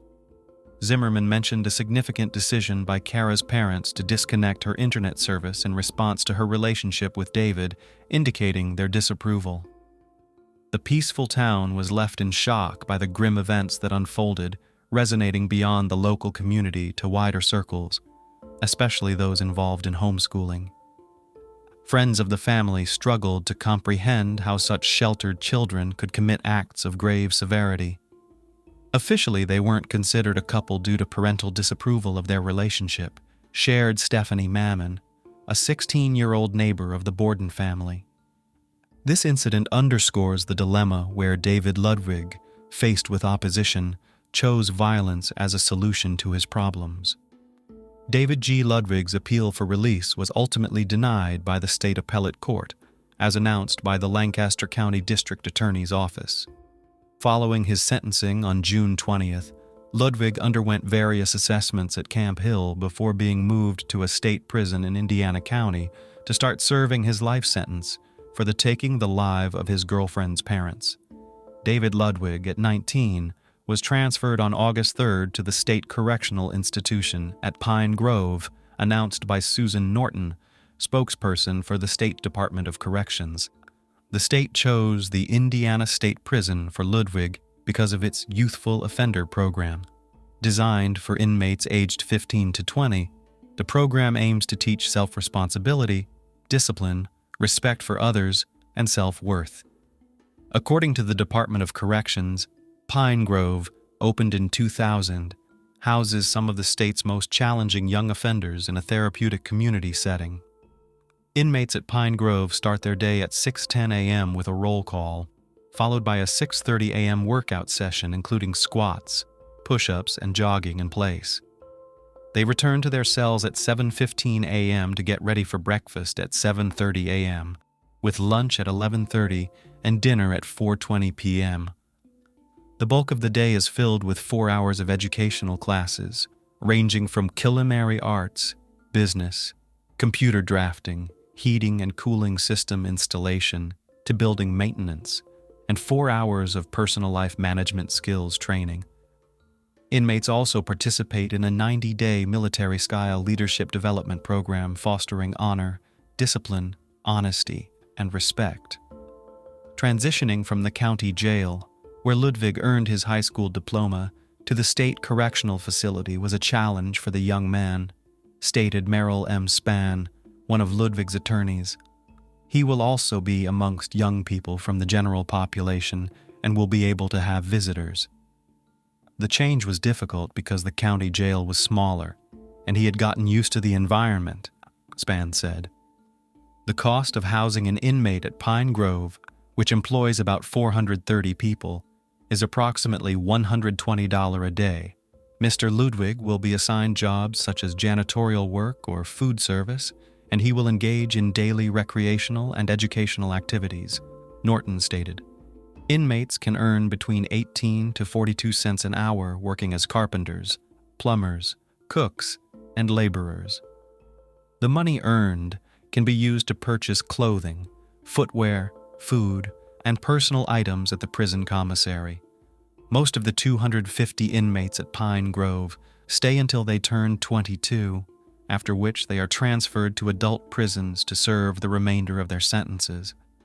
David Ludwig, now 37, is serving 2 consecutive life sentences for shooting Michael and Catherine Borden in their home in November 2005 after they told him he could no longer see their 14-year-old daughter, Kara Borden.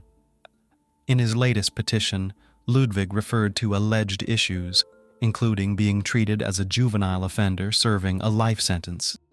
He cited the 2012 U.S. Supreme Court ruling, which found life imprisonment for juvenile offenders to be unconstitutional.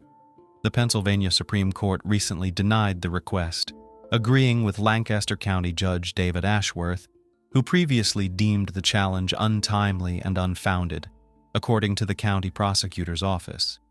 Ashworth stated that Ludwig does not deserve the same consideration as minors because he was 18 and a half at the time of the tragedies. David Ludwig is currently incarcerated in Luzerne County. Kara Beth Borden, the 14-year-old girlfriend of 18-year-old David Ludwig, who is accused of ending the lives of the Borden parents and fleeing with her to Indiana, has reunited with her family in Pennsylvania.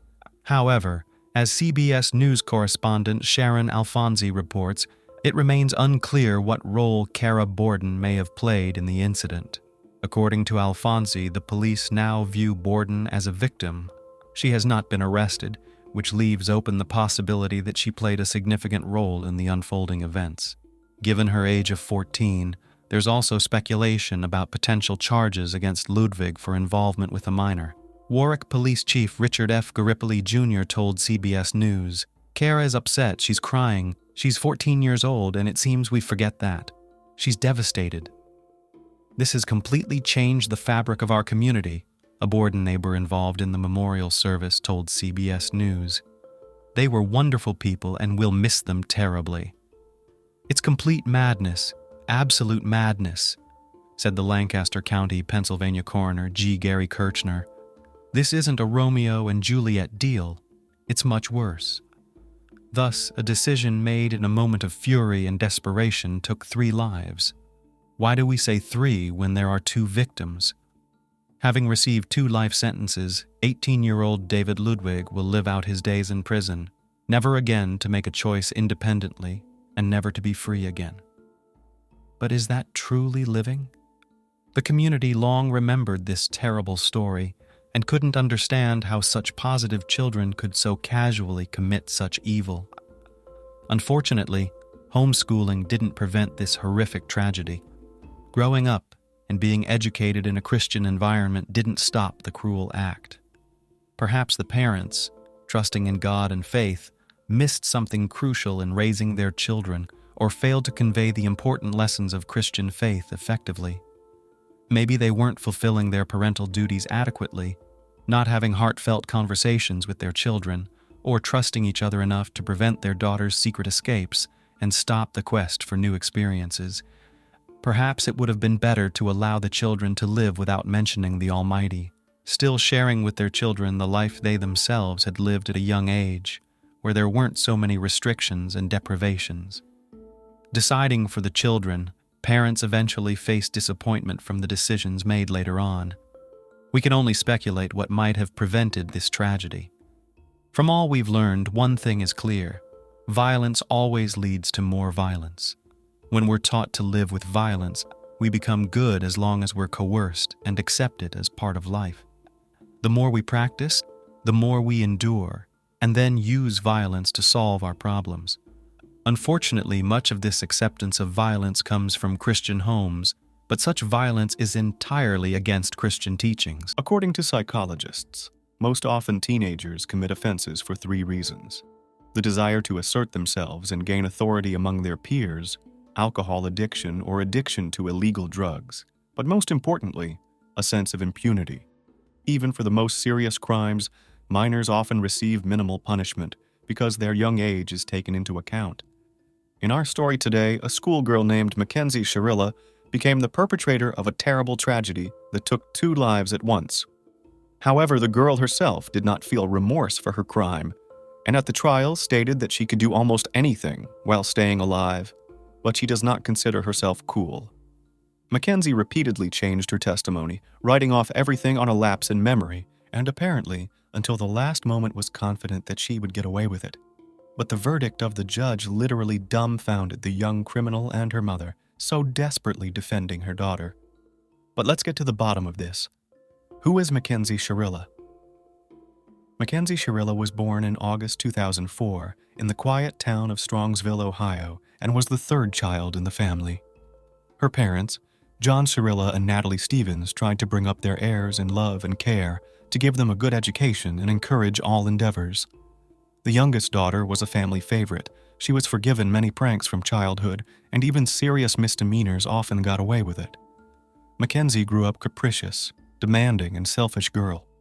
She was used to the fact that parents always do as she requires, and was also confident in her own impunity no matter what she did. Classmates and teachers of the girl noted that in childhood she was quite a nice and open child, but with age, her character and behavior began to deteriorate. The girl threw real tantrums. If something went wrong, she easily lost her temper, behaved impudently and impatiently, swore, and could even get into a fight. Mackenzie did not consider anyone's opinion but her own. Her word should always be the last, and she put her own interests above all else. In adolescence, the character of the girl became simply unbearable, but her parents did not see anything terrible in this, believing that her daughter has a transitional age, and she should be treated with understanding and patience. However, bad character was far from the worst of all the troubles. In high school, Mackenzie was addicted to alcohol, as well as sometimes dabbled in illegal drugs, but she got away with it. Often the girl's actions were reckless and carried a direct threat not only to her, but also to the people around her. Parents still did not notice, or simply did not want to notice the obvious problem. Like many of her peers, Mackenzie was a big fan of social media and literally never let her smartphone out of her hands. She often posted provocative pictures of herself smoking or drinking alcohol on her account, and she left equally provocative comments on them. Mackenzie's friends were just like her. Together they vandalized, organized pogroms, fights, sometimes stole, and several times came to the attention of the police. However, the young people were treated only with warnings and educational talks, which strengthened their belief in their own impunity. Dominique Rousseau, a young man named Dominic Rousseau, was also a native of Strongsville. He was born in September 2001 and was the 4th of 7 children to his parents, Frank and Christine Rousseau. The boy was raised with 3 brothers and 3 sisters, with whom he was always very close. Dominic studied well in school, from childhood years actively engaged in sports, and tried to lead a healthy lifestyle. Despite the fact that he grew up in a large family, neither he himself nor any of his brothers or sisters was not deprived of parental love, attention, and care. Spouses Frank and Christine were moderately strict with their children, but at the same time promoted their all-round development. Dominic always had a lot of friends. He was used to being in the center of attention and became the soul of any company. The young man had a bright and quite attractive appearance, was trim and interesting, so he also had a lot of admirers from a young age. However, he himself tried to avoid fleeting romances, emphasizing serious and promising relationships. After graduating from high school, Rousseau became a student at a local university, choosing the specialization producer of performing arts. He dreamed of linking his life with music and one day becoming a famous music producer. In addition, the talented and versatile Dominic wrote and performed songs himself. By the age of 20, the guy already had his own small business. He bought a car and rented a separate apartment in a good neighborhood. At the same time, he continued to play sports, and was considered one of the best students at the university. First love. Dominic and Mackenzie met for the first time when the girl studied in the graduating class. It happened at one of the parties in the company of mutual friends, and this accidental meeting became fatal for both of them. Young people were complete opposites of each other, and opposites are known to attract. A handsome, curly-haired young man, well-versed in music, immediately attracted Mackenzie's attention. He was radically different from the guys she usually socialized with. He was educated, well-mannered, interesting, and could easily hold a conversation on any topic. Mackenzie herself had a striking appearance and slim figure, dressed well, and knew how to make the right impression. She turned on all her charm to draw the attention of the guys she liked, and she managed to achieve the desired rather quickly. In the fall of 2021, the couple began dating, and almost immediately each of them introduced the chosen one to their parents. But if Mackenzie's parents were delighted with her choice and considered Dominic a brilliant couple for their daughter, the parents of the guy had mixed feelings about his passport. On the one hand, the girl looked sweet, innocent, and tried to make a good impression on them. But on the other hand, something in her immediately alerted Frank and Christine Russo. Friends and family members of Cheryl were sure that Mackenzie, for the first time in her life, really fell in love, and sincerely hoped that the relationship with the chosen one will positively affect her character and behavior. Then no one could not even guess what tragedy would end this youthful romance.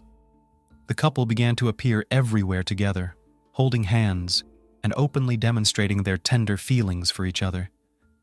So soon, the whole small town knew about the relationship.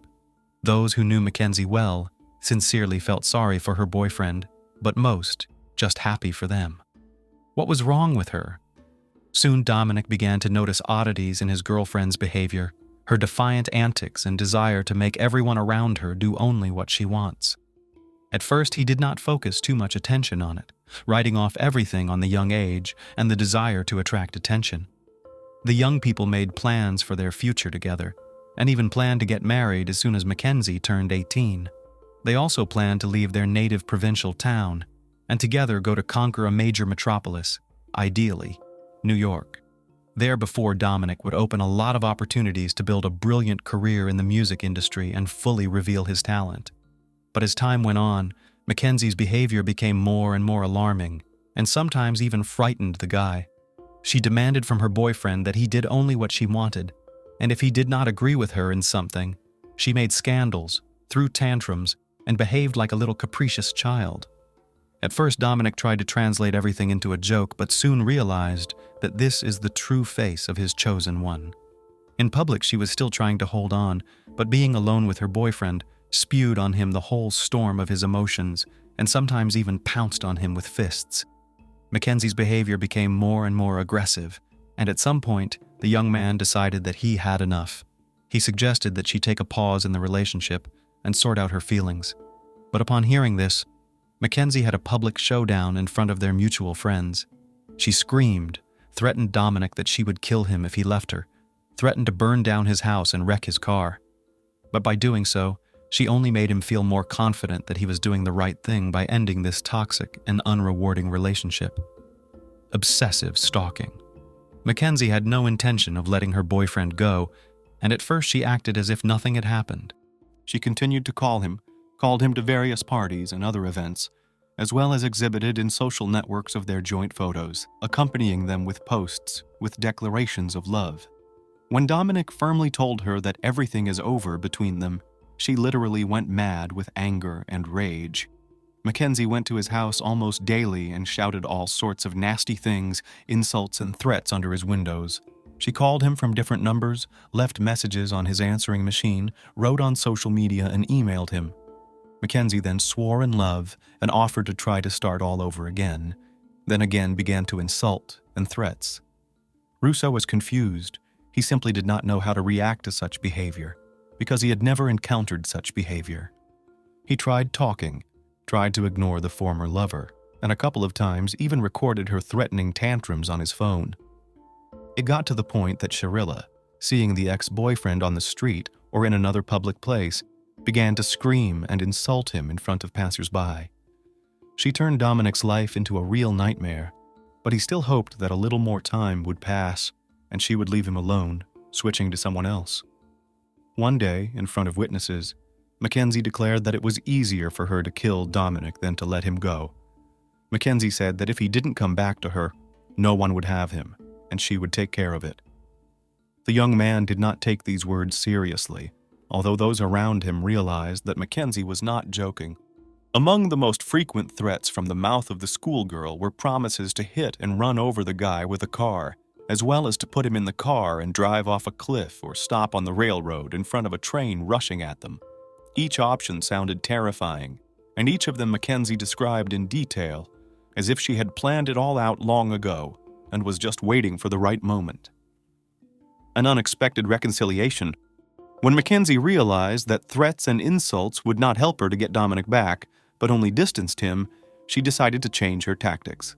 Mackenzie became sweet and charming again, stopped pressuring and harassing her ex-boyfriend, and instead tried her best to pretend that she realized her mistakes and wanted to change for the better. She talked about the upcoming enrollment, asked to help her choose a university, and also claimed that she had gotten smart, and most of all was now concerned about the final exams. Such changes pleasantly surprised Dominic. He, in spite of everything, still had tender feelings for the former girlfriend, and decided out of kindness to help her with university enrollment. Therefore, they again began to see each other and communicate. Gradually, the couple became close again. Dominic began to invite Mackenzie on dates, sought to spend all his free time with her, and believed that she had changed, matured, became more serious and responsible. He did not notice how he fell in love with her again, and all the former offenses remained somewhere in the past. However, this time the young people were in no hurry to announce to all friends and acquaintances about their reunion. Their meetings were more like secret dates, where they just enjoyed each other's company, avoiding the close attention of others. When Dominic's own brother Angelo learned about what was happening, he suggested that nothing good would come of it. But the young man in love did not heed his words. A devious plan. While Dominic naively rejoiced at being reunited with his girlfriend and the changes he thought had happened to her, Mackenzie herself hatched a terrifying plan of reprisal against the young man. She was so fascinated by the idea of a car and a spectacular car crash that she began to work out this scenario in detail. In her free time, she spent hours driving around the city, choosing a place suitable for the realization of her plan. However, there were no high and steep cliffs nearby, and going out on the tracks while waiting for a train seemed to her an unreliable idea. One day, Sharilla drove into a nearby industrial area, a fairly secluded place with no cameras on the way, and very few cars in the area. The schoolgirl's attention was drawn to a huge brick wall, and her sick imagination immediately conjured up a new, no less horrible plan. She decided that if she accelerated to the maximum possible speed and crashed into the wall, it would be no less spectacular than falling off a cliff into an abyss. It should be noted that initially Mackenzie planned to die together with her lover, so that their story was retold by all the inhabitants of the city. She even told her best friend about it, but her friend simply did not believe in the seriousness of her intentions, because Mackenzie had visited such delusional ideas before, but everything was limited to empty conversations. A terrible realization of the plan and an accidental victim. At the end of July 2022, just a week before her coming of age, Mackenzie suggested to Dominic that they go to an upcoming party hosted by their mutual friends. It would be a good opportunity to have fun, to unwind, and to let everyone know that they were back together and loved each other dearly. The young man readily agreed. He still didn't feel threatened by Mackenzie and believed in the sincerity of her feelings and intentions. The event was scheduled for Saturday, July 30th. Dominic and Mackenzie appeared in the middle of the party, holding hands, which immediately attracted the attention of those present. They looked happy, smiled, and openly showed affectionate feelings for each other. Friends were sincerely pleased with their reunion and noted that they are a very beautiful and harmonious couple. All evening and all night the young people had fun, willingly photographed and without shyness, kissed in front of everyone. But no one even guessed what a terrible tragedy would end this party. The couple drank a little, however, like everyone else at the event, but Mackenzie, secretly from everyone, took a dose of illegal drugs, so to speak, for courage, so as not to change his mind, and at the last moment did not hit the brakes. In the morning, Russo and Sharilla said goodbye to everyone and headed for the car, but then a friend of the guy, Davian Flanagan, followed them and asked them to give him a ride home. Mackenzie tried to object, saying they had plans of their own, but Dominic saw no problem with giving his friend a ride. Not wanting to fight, arouse suspicion, or change plans, Mackenzie agreed, signing Davian's death warrant. Despite her lover's objections, Mackenzie got behind the wheel of the car. Her boyfriend sat next to her in the passenger seat, and her friend sat behind him. The car started and slowly pulled away from the party venue, heading out on its most recent trip. On the main street, Mackenzie drove quietly, keeping to the speed limit and trying not to draw attention to herself. At a stoplight, she stopped, though the road was empty. Mackenzie once again considered her plan, while her passengers dozed off. She later claimed that she wanted to die in the accident, but the perpetrator was obviously lying because she had fastened her seatbelt during the last stop, while her passengers remained unbuckled. When the light turned green, she drove off, quickly picking up speed, and then took a sharp turn onto a poorly lit secondary road leading into an industrial area. Obviously, the guys didn't immediately realize what was going on. If at all, it was as if the devil himself had possessed the driver. The car accelerated to top speed, but Mackenzie continued to press hard on the gas pedal, steering the car into a blank brick wall. A bystander and a miraculous rescue. There wasn't a soul in the industrial area early Sunday morning, so no one saw the accident or rushed to help. Only one woman who lived on the outskirts, not far from the scene of the accident, heard the bang and was not too lazy to go outside to see what was the matter. She saw smoke, and when she got closer, she realized that there had been a car crash, after which she ran back inside to call emergency services. Medics arrived at the scene about half an hour after the accident, but the two guys in the car could not be helped. They died on the spot. The girl behind the wheel was alive. She was saved by her seatbelt and airbags. Mackenzie was unconscious, and her legs were trapped in the mangled car, but she was breathing, and her pulse was clearly palpable, giving hope that she would survive. She opened her eyes several times during the process of being released from the car, but was obviously unaware of what was going on around her. Mackenzie was immediately sent to the hospital, where she was diagnosed with a number of fractures and internal organ damage. Blood tests showed that she was under the influence of alcohol and drugs. However, according to the doctor, perhaps that is what prevented her from dying from painful shock while help was on the way. Investigation, leads, and confession. Initially, the police, having received the results of Mackenzie's tests, assumed that she, being under the influence of illegal substances, simply did not realize what she was doing and perhaps tried to drive through the wall or did not see any obstacles in her way. In favor of this version was the lack of braking distance. It was not possible to talk to Sharilla herself because she was unconscious in the intensive care unit after a complex operation. However, she soon came to her senses and, realizing what she had done, began to sob and pour out her soul to the doctor on duty. She admitted that she purposely drove into the wall at a great speed because she wanted to kill her boyfriend and originally planned to die with him. Mackenzie also added that Davian was an accidental victim due to his own obsession because he asked to go with them. The doctor did not take the patient's rambling story seriously, deciding that it was a delusional state resulting from anesthesia and painkillers, as well as guilt over the death of a loved one. And when the police were allowed to talk to the recovering Mackenzie, she suddenly changed her testimony completely. Now Mackenzie claimed that she remembered almost nothing about the events of that night because she took alcohol and illegal substances. According to the girl, she had a lapse in memory after she got behind the wheel, and how Davian was in the car, she has no idea. However, the facts were to the contrary.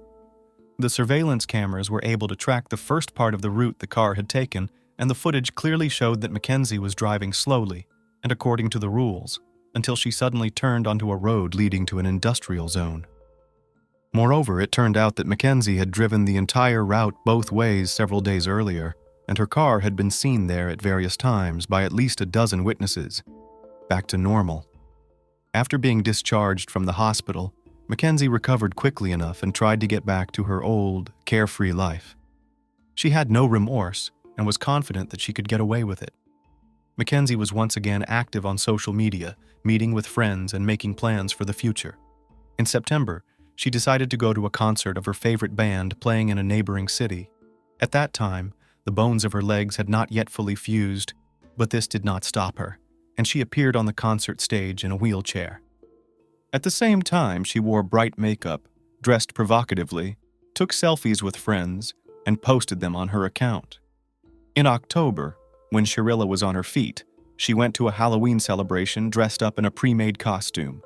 Mackenzie lived life to the fullest and even made new acquaintances, but on November 4th, 2022, she was taken into custody. Trial and sentencing. It took the investigation just over 3 months to gather the necessary evidence and proof to bring the case to trial.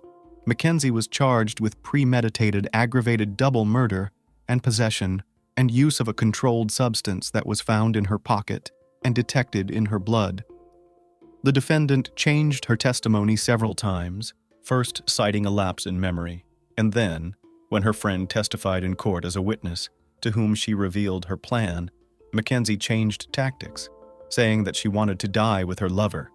But even here there were immediately discovered inconsistencies because she had previously fastened herself with a seatbelt.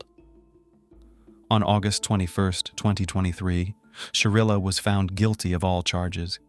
However, an important nuance was taken into account, namely, at the time of the crime, she was not yet 18 years old. It was 5 days before her majority, so she was tried as a minor.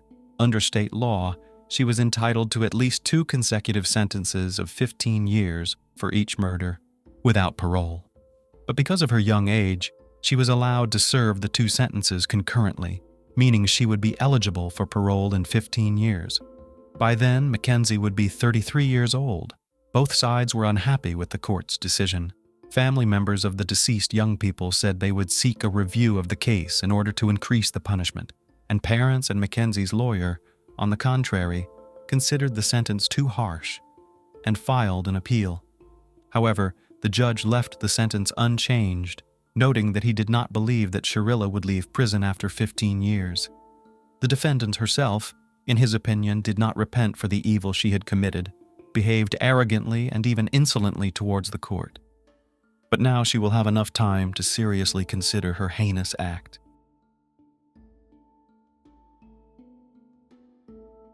Today, we'll be exploring one of the most southern states in America, Mississippi. This state is rich in amazing places, such as the Vicksburg National Military Park, a Civil War battle site, Biloxi Beach, a perfect spot for coastal relaxation. Animal lovers will definitely appreciate the Marine Mammal Studies Institute. History and architecture enthusiasts will be captivated by the town of Melrose, which boasts many stunningly beautiful homes. And undoubtedly, the Biloxi Lighthouse is an excellent place for photography. But the brightest star of the state is, of course, the renowned University of Mississippi, commonly known as Ole Miss, where our story unfolds. During the summer, when academic activities on the university campus come to an end, it becomes especially quiet. The few students who remain over the summer attend extra lectures during the day or prepare on their own for the next academic year, and in the evening, they invariably visit local bars and nightclubs. Among these students was Ellie Kostiel. She was an upperclassman and stayed on campus over the summer to improve her knowledge in certain subjects. Recently, she passed an important exam for her class, Introduction to Retail, at summer school, and was planning to celebrate this with her friends. A small bar with pizza and daiquiris on Oxford Square is particularly popular among the youth, so it's always filled with people and resembles an eternal party. The dim light, loud music, and a rainbow selection of various drinks make it a place where bartenders know many of the customers by name. On the evening of July 19th, Ellie Kostiel met up with friends at this bar. They talked and had fun, but Ellie seemed tense and spent the whole evening messaging someone on her phone. Then she had a couple of cocktails and discreetly left. This was one of the last places where Ole Miss student Ellie Kostiel was seen in public. On July 20th, 2019, around 10:30 a.m. during their routine patrol, police officers discovered the body of a young woman. It was found near an abandoned fishing camp by Sardis Lake, approximately 30 miles from the university. At the scene, the victim was found with 9 gunshot wounds to her back. Investigators collected 11 shell casings at the scene. A purse containing a driver's license and a student ID belonging to 21-year-old Alexandria Costiel, a University of Mississippi student, was found nearby on the roadside. Alexandria Costiel, affectionately known by friends and family as Ellie, was born on September 11, 1997, in St. Louis, Missouri. A blonde-haired little girl, she grew up surrounded by the care and love of her mother, Cindy, and father, Keith. Her parents supported all her endeavors in learning new things. Ellie excelled academically and in sports, participating in track and field and golf. She loved adventures and traveling, but her dream was to attend the University of Mississippi. This special place, with its traditions and new student life, was her dream destination. Her dream came true, and she became a student at the legendary Ole Miss. Ellie lived in a dormitory in Oxford, Mississippi, and was popular among her peers. Friends and relatives praised Ellie, describing her as a lively and energetic person who greeted everyone with a smile. The tragic loss was a shock to the close-knit community of the lovely girl and her fellow students at the University of Mississippi, as investigators worked tirelessly to uncover the facts. Ellie's father confirmed the tragic news of her death in a Facebook post on Sunday. Yesterday, on Saturday afternoon, the Sunset Hills, Missouri, police visited us and informed us that our beautiful dear Alexandria, our sweet Ellie, was the victim of a crime, wrote Keith Costiel. She was attending summer school and taught fitness at the University of Mississippi in Oxford, Mississippi. She graduated from Lindbergh High School in 2016. She was just 21 years old. We are deeply saddened, said Interim Chancellor of the University of Mississippi Larry Sparks in a statement to Today. Ellie was a valued member of our student community. Lafayette County investigator Jarrett Bundren told CBS on Saturday morning, a white female was found on the ground with multiple gunshot wounds to her back. I'm working on this case and it's heartbreaking, the girl who was shot so many times. According to sources, a local resident walking their dog reported hearing gunshots early in the morning between approximately 2:15 and 2:30 a.m. Initiating an investigation, police immediately gained access to the rented apartment where Ellie Costiel lived. Although the victim's phone was missing, her Apple Watch was discovered in the room. Witness interviews revealed that a few days before the incident, Ellie's parents had visited her from St. Louis, and she had shared with them how eagerly she was looking forward to the start of the new academic year at the university and had no regrets about staying on campus for the summer. Data from the Apple Watch also showed that after a phone conversation with her mother, the young woman sent several messages to someone named Brandon Theisfeld. Upon examining the messages, detectives learned that 3 months prior to the incident, Ellie had shared shocking news with Brandon. Since Brandon was the last person known to have communicated with the victim, he became a subject of interest to the police. Further examination of their messages revealed that Ellie and Brandon had been in an on-and-off romantic relationship. Brandon Theisfeld, a tall, dark-haired young man with an athletic build, was also a student at the University of Mississippi. He hailed from Fort Worth, Texas, and was raised in a well-mannered family. In 2016, as a freshman, Ellie met Brandon and immediately fell for him. The young people started dating, but they never officially declared themselves as a couple. While Ellie's feelings for Brandon were sincere, he never demonstrated the seriousness of his intentions towards her. Ellie's friends reported that their relationship was not always smooth. They often argued, including in public. Ellie and Brandon would periodically break up, but then they would be seen together again after some time. On April 12, 2019, Ellie wrote to Brandon that she had taken a pregnancy test and the result was positive, but she received no reply from him. She bombarded him with text and voice messages, but her boyfriend ignored her. Exactly 3 months later, he finally responded, "I don't want a child at all. Seriously, it will ruin my life. I can't help you with this and I don't plan to. It's still very early. Just take a pill or make a doctor's appointment and deal with the issue." Ellie, deeply in love, desperately wanted to meet in person to discuss the situation, but Brandon continually refused. On the fateful Friday of July 19th, Ellie went to a local bar with her friends. At 11:52 p.m., surveillance cameras captured her leaving the bar. She got into a taxi and went home. About 30 minutes later, she received a call. It was Brandon. At 1:58 a.m. on July 20th, Ellie got into Teisfeld's car for her last ride. They headed to an abandoned fishing camp by Sardis Lake. According to police reports, the drive down the dark road to the location was supposed to take about 45 minutes. Witnesses reported clearly hearing gunshots in that area between 2:15 and 2:30 a.m. Investigators contacted Brandon Teisfeld on Sunday afternoon and asked him to come to the station to talk about Ellie Kostiel. He found some convincing reasons to avoid coming, but assured the detectives he would meet them on Monday at 8:30 a.m. on Monday, July 22, 2019. After Brandon Teisfeld failed to appear at the police station, investigators began to track his phone. Location data showed that Brandon was heading to his home in Fort Worth, Texas. Authorities issued a BOLO, be on the lookout, for his pickup, which had a distinctive license plate with TAC 3IT. They also alerted all nearby police stations, and the suspect was arrested when he stopped at a gas station in Memphis. 2 days later, 22-year-old Brandon Teisfeld was placed in a local jail and charged with homicide. Teisfeld's lawyer and father claimed he was innocent. As the Oxford community grappled with the violent loss of one of their own, Ellie Kostiel's death quickly captured the nation's attention. Reporters eager to learn more about the student and the person charged with her death flocked to Oxford from across the country. Brandon Teisfeld insisted on his innocence until the end, but the evidence against him was more than sufficient. During his arrest, a gun matching the caliber used in the shooting near the lake was found in his possession. His car contained stained clothing, later determined by forensic analysis to be bloodstains belonging to the victim.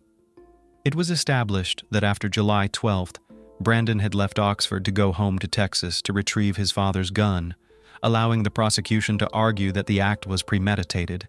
His internet search history contained queries such as abortion services and abortion pills. It was later found that each time he agreed to meet Ellie, he canceled at the last minute or failed to show up without explanation. His search history also included queries on how to avoid punishment for a crime, how to conceal a crime, and how to use a weapon. A letter addressed to his parents was discovered in Teisfeld's apartment stating, "I am not a good person. This is not your fault. Something in me just doesn't work. I've always had terrible thoughts. I've always had these feelings. I just felt out of place. I think this is the end for me. I'll either go to jail or die. I know I'll get caught." On August 30th, 2019, a grand jury charged Brandon Teisfeld with the life-taking of Alexandria Kostiel. Yet again, he refused to accept responsibility for the incident. Brandon faced the ultimate penalty, capital punishment. However, the trial was postponed due to the widely known restrictions in place at the time due to the COVID-19 pandemic. On August 27, 2021, when the process resumed, Brandon Teisfeld, advised by his lawyer, pleaded guilty to mitigate the potential punishment.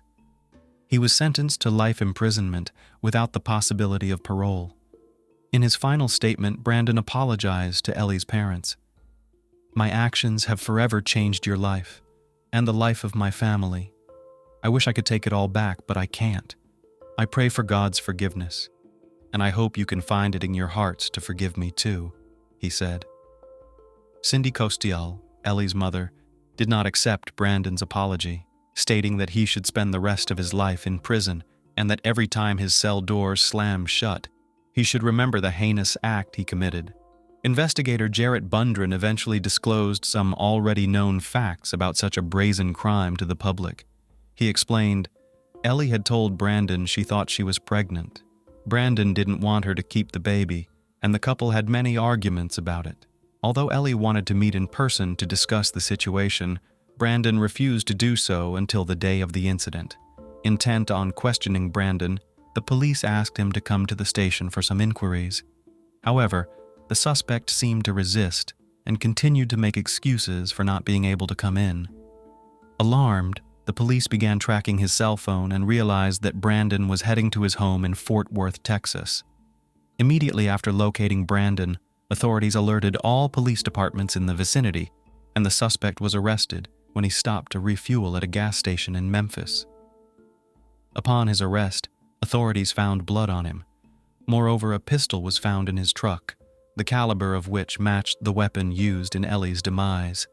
Although Brandon insisted on his innocence and claimed he had no part in the incident, the police ultimately charged him with the crime. 5 days after Ellie's passing, normalcy had yet to return to Funky's bar, where surveillance cameras had captured her leaving shortly before midnight on July 19th.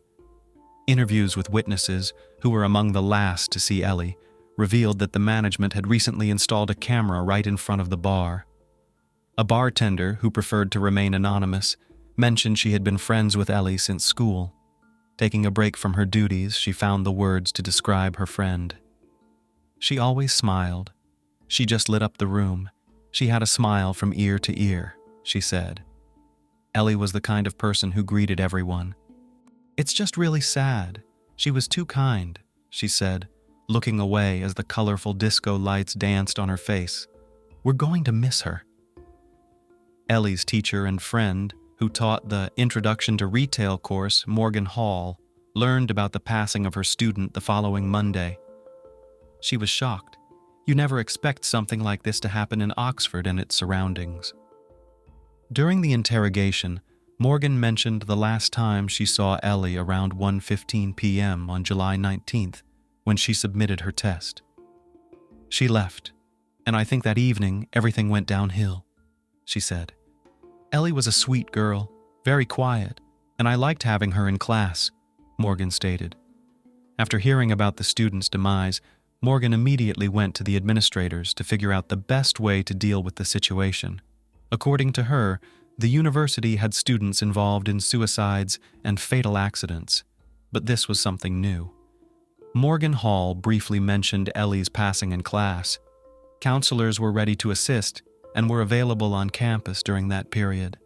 Anyone who wanted to postpone their final exams for a few days could do so if they needed time to grieve. My heart goes out to her parents and all her friends, she said. Parents shouldn't have to bury their children. That's not how it's supposed to work. As it turned out, Ellie Kostiel, in her need for support, had told friends that she was pregnant with Brandon Theisfeld's child.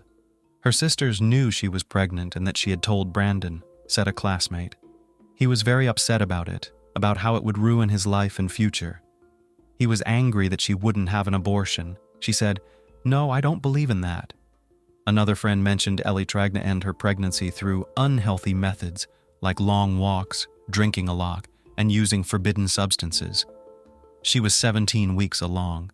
She was struggling with it. Brandon knew about it, but he was seeing someone else.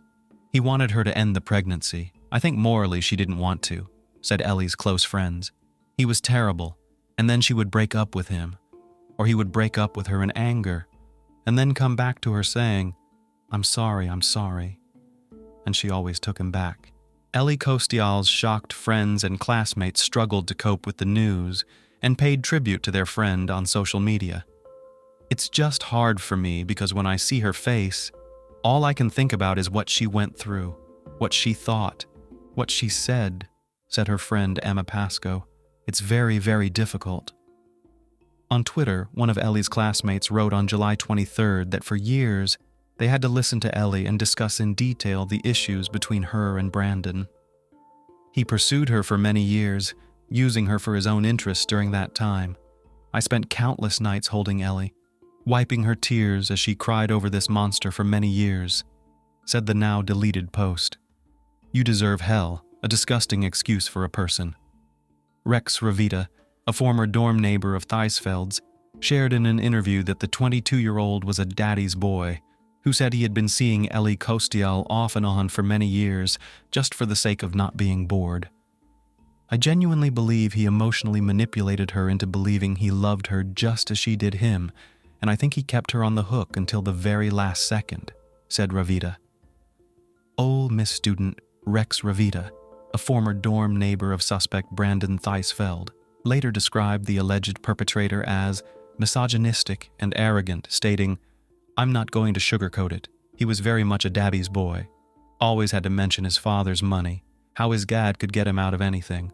Just that kind of attitude all the time. Any vulgar comment he could make, any crude remark towards anyone in our dorm, he got away with." On Thursday evening in her hometown of St. Louis, a memorial service was held for Ellie Costial. At the request of the Costials, no public statements were made in Oxford about memorial events. Only black ribbons encircling the majestic white columns of the women's houses, including Alpha Phi where Ellie lived, served as a reminder of the tragedy. The young student's demise unsettled the entire state. Meikle Cunningham, a resident of Oxford, mentioned that the case has caught everyone's attention on campus. "This is the biggest news in town since football season for a long time," said Cunningham. "It's just terrible." He expressed hope that the case could be resolved soon, so the Costial family could find peace. Despite the deliberate withholding of crucial facts for the sake of investigation confidentiality, some news agencies conducted thorough investigations and reported that surveillance cameras captured Costial on film early Saturday morning, near the location where her body was found. They reported seeing Ellie Costial with a man, who appears to be Theisfeld, at a 24-hour store in the Harmontown area. Arafat Najib, who has owned this store for about 10 years, mentioned that police officers came to the store on Sunday and asked to review the surveillance camera footage. Najib said that the investigators did not explain why they were there and took some evidence with them when they left. According to Najib, video footage is erased every 72 hours, so there's no way to go back and see what the cameras captured. The business owner stated, "We've never had any problems or violent incidents here. This is a small town. It's quiet. Everyone knows each other. This is just madness." The Lafayette County Sheriff's Office long refused to release any additional information about the progress of the investigation or to give interviews to the media. Rocky Kennedy, the Lafayette County coroner, mentioned that there's a reason officials are not saying much. "This isn't a story that everyone will see until it reaches court," he said. "Certain delicate details in this case are tools to ensure that the person who committed this act is brought before court, convicted, serves the appropriate sentence, and is held accountable for what they've done." Kennedy said the media attention on this case has been overwhelming, but it doesn't change the nature of his work. "Every case I handle is important," said the coroner. "I try to give the same attention to every family who's lost someone. They've lost someone they loved." Michelle Miller, also involved in investigating Ellie Costial's case, raised questions about missed warning signs in relationships and whether her demise could have been prevented. Brandon Theisfeld was charged with the crime.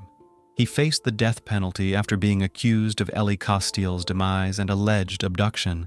Despite delays caused by the COVID-19 pandemic, justice was served. Eventually, in August 2021, he pleaded guilty to first-degree murder and received a life sentence. Judge Kelly Luther sentenced him to life imprisonment, and he will have the possibility of parole when he turns 65.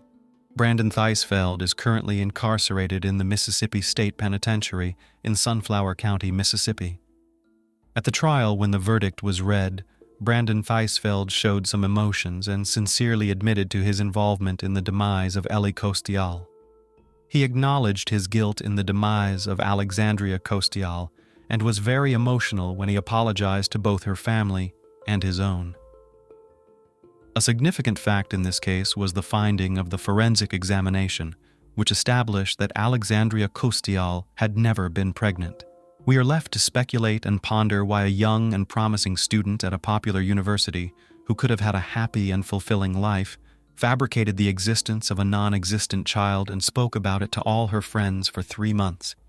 It seems she sincerely believed in it and thought that this news would melt Brandon's heart and make it belong only to her.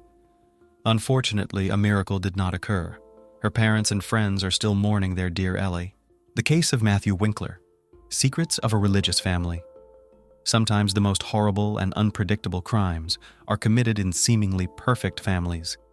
Of course, even in the most prosperous unit of society can come crisis, which will be unnoticed by others, but literally poison the lives of all members of the family and eventually lead to tragedy. The Winklers, in the town of Selmer, were considered by many to be a model family. The young pastor, his wife, and their 3 daughters looked happy, had everything they needed for a comfortable life, were healthy and successful, but in a quiet pool, as they say. In this case, many questions remained unanswered because we heard only one version of what happened, and the story itself became the subject of the book, Sex and Murder: Secrets of a Pastor. March 22nd, 2006, the small town of Selmer, Tennessee, shook the terrible news.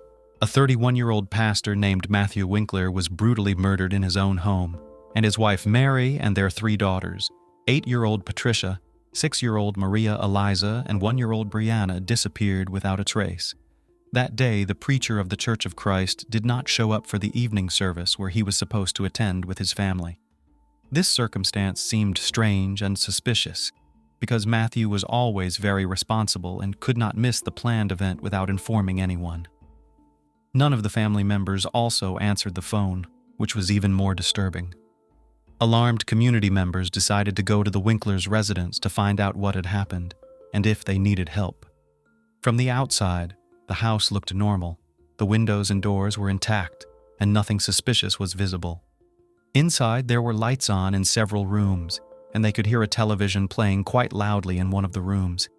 It gave the impression that the owners of the house were busy doing their own thing. The front door was locked, but no one answered the knock. Phone calls also went unanswered, and through the curtained windows, it was impossible to see what was going on inside or if anyone was there. However, even though the whole situation was quite strange, no one was in a hurry to call the police.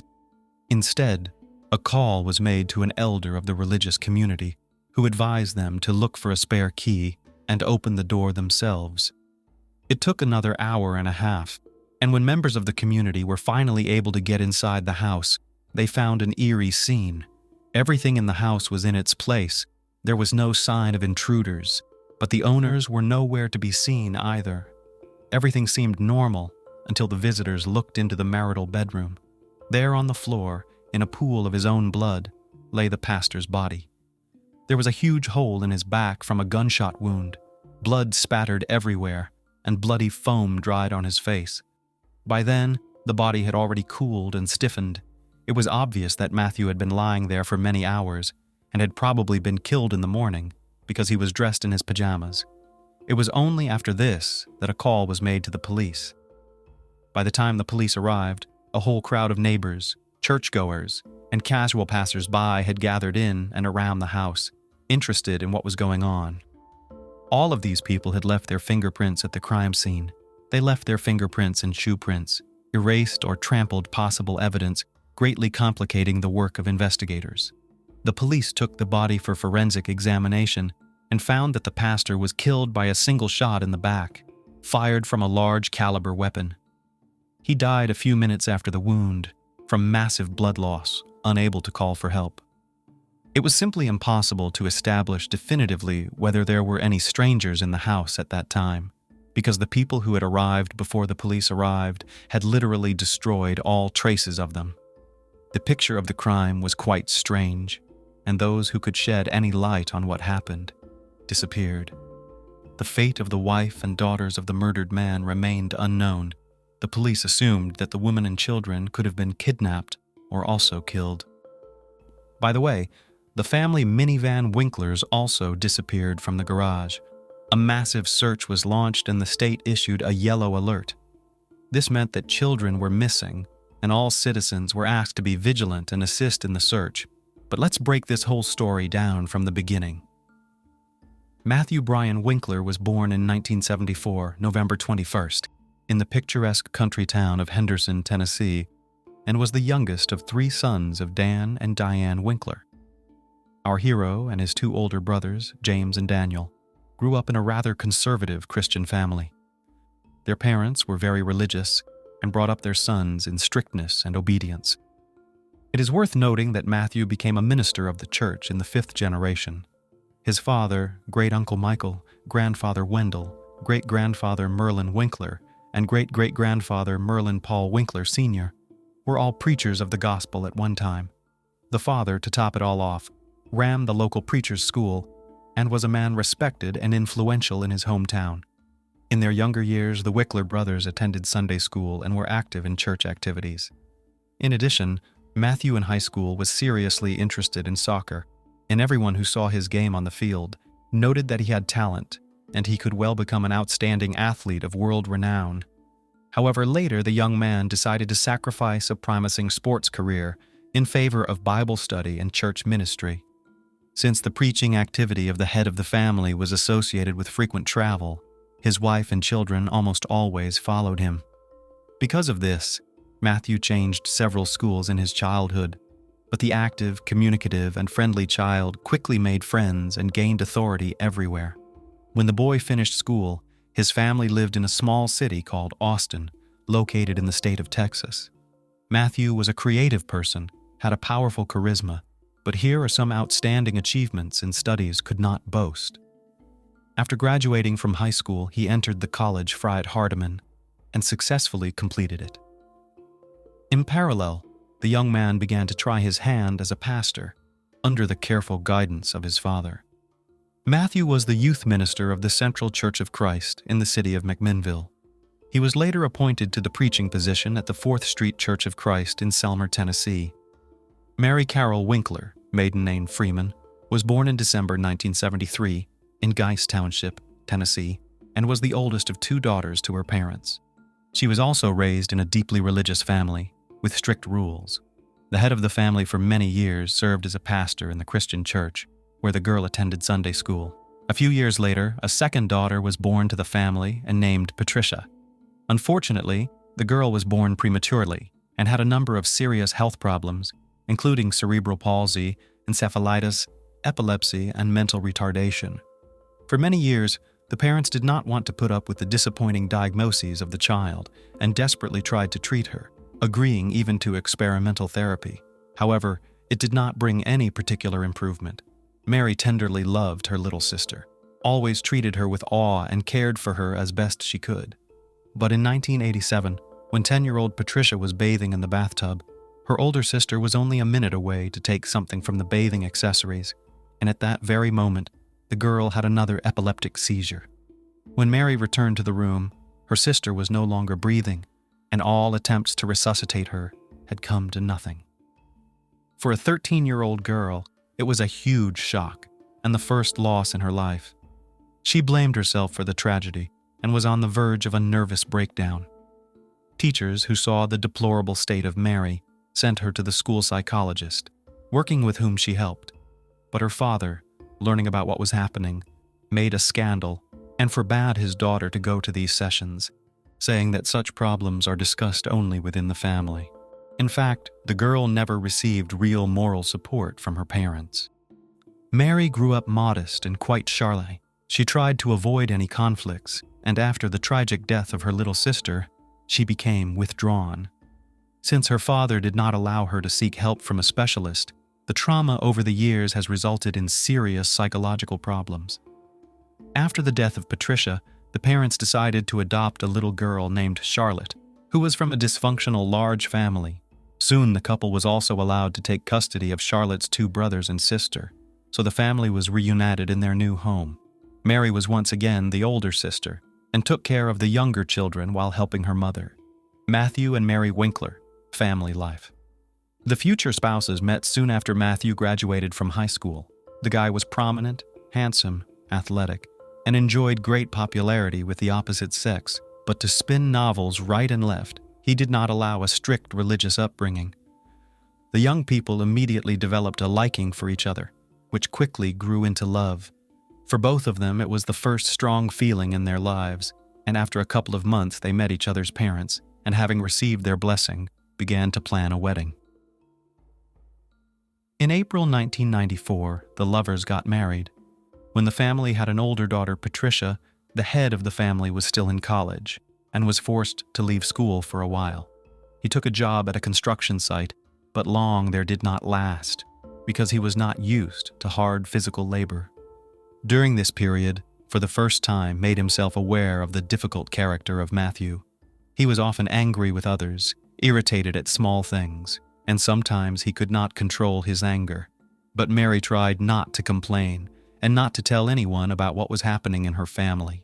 A meek young woman, brought up in the spirit of patriarchy, obeyed her husband in everything. At first, the Winklers lived near the house of Mary's parents, so she was able to see them regularly. But soon Mrs. Freeman was diagnosed with cancer, which rapidly progressed, and in just a few months, she literally burned from the disease. It was another shock for Mary, and the care of her underage siblings now fell on her shoulders. The situation was further complicated by the fact that Mary was pregnant again at that time. But soon after the birth of their second daughter, the family moved to another city, where they bought their own small house.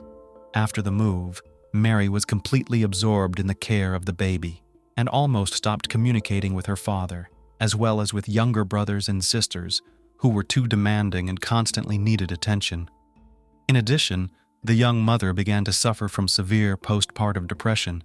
Everyone who was closely acquainted with the family Winkler noted some oddities in the character and behavior of Mary. The young woman was characterized as an introvert and even sociophobic. She did not communicate with anyone. It was difficult for her to make new acquaintances, much less friendships. She suffered from mood swings, was prone to melancholy, and any little thing could bring her to tears. While Matthew was building his career as a pastor, his wife became increasingly withdrawn. The situation became even more complicated when Mary once again became pregnant, and a few months later, she learned that the fetus had died in her womb. Such news strongly shook Mary, who was looking forward to the appearance of this child and very much dreamed of a large, friendly family. Again, to see the long-awaited 2 stripes on the pregnancy test she could only 2 years later, and her happiness was unbounded. This time, Mary hid her pregnancy for a long time, as if afraid of something. She did so until her situation became obvious. Once again, everyone began to talk about Mary's strange behavior and pathological reticence. The strange behavior of Mrs. Winkler was associated not only with a severe psychological trauma she suffered in childhood, but also with a very unhealthy environment within her own family, which only undermined her already unstable nervous system. The head of the family was a man of authority and demanded unconditional obedience. Despite the fact that in public the Winklers looked like an ideal married couple, where there was trust, mutual respect, and harmony, in reality, their neighbors have repeatedly heard how the husband shouted and snapped at his wife for no apparent reason. No one could even imagine that a respected pastor could raise a hand on his wife until one day Mary had a huge black eye. Despite the fact that she denied the fact of domestic violence and said that it was an accident, the city quickly spread rumors about the cruelty of a young creature who beats the mother of his children. In addition, Matthew at some point developed an irresistible urge to experiment in bed. He offered his wife to diversify their intimate life with role-playing games, adult toys, and so on. But for Mary, brought up in strictness with conservative views, such was unacceptable. She strongly restricted her husband in this, which infuriated him, and he repeatedly tried to get what he wanted by force. One day, after another abuse in bed, Mary called her only close friend in tears and complained to her about the situation. The friend, who promised to keep her secret, immediately blabbed about everything, which provoked a new wave of rumors and gossip about the unacceptable behavior of the clergyman. At that time, Matthew was up for promotion and aspired to be a local church leader, but he was rejected because of rapidly spreading unpleasant rumors about him. Moreover, he was also removed from his position in the Sunday school, where he had brought God's word to the children and was in good standing. This was requested by the parents, who had also heard about the pastor's peculiar predilections. All this forced the family to leave their residence and move to another city where they planned to start over. They settled in Silmer, where they quickly gained the love and respect of those around them. Matthew took a job as a church pastor again, and his wife found a part-time job to make a small contribution to the family income. And although the family was still not smooth, their neighbors, as well as the congregation of the church where Matthew preached, considered Mary and Matthew an ideal couple, and their family a model. Next door to the Winkler family lived a young married couple, with whom the couple quickly became friends. They often visited each other, celebrated holidays together, shared news and secrets. A few months before the tragedy, during a joint dinner at the pastor's house, Mary bragged to the neighbors that her husband had bought her a gun for self-defense and had already taken her to the shooting range several times to learn how to handle it confidently. Mary turned out to be quite a capable student, quickly mastered all the subtleties, and accurately shot at targets. Moreover, it turned out that the Winklers already had firearms in the house, which had been purchased by the pastor earlier, also for self-defense. The guests wondered why the pastor and his wife needed all this, because they live in a quiet town where they have no enemies, and everyone around them loves and respects their family. After another move of the couple, their financial situation left much to be desired.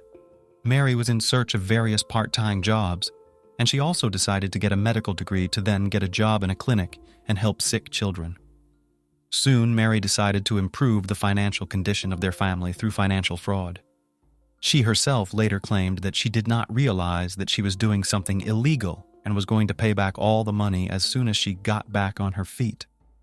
What Mary was doing is commonly referred to as artificially inflating account balances. Mrs. Winkler also received checks from unspecified sources and then deposited them into a bank account she and her husband owned. She then changed the address of the account so that all communications would be routed there. The total amount of checks she received was almost $17,000, which aroused certain suspicions of the bank employees who decided to invite the couple to the office branch to clarify the circumstances and resolve the situation.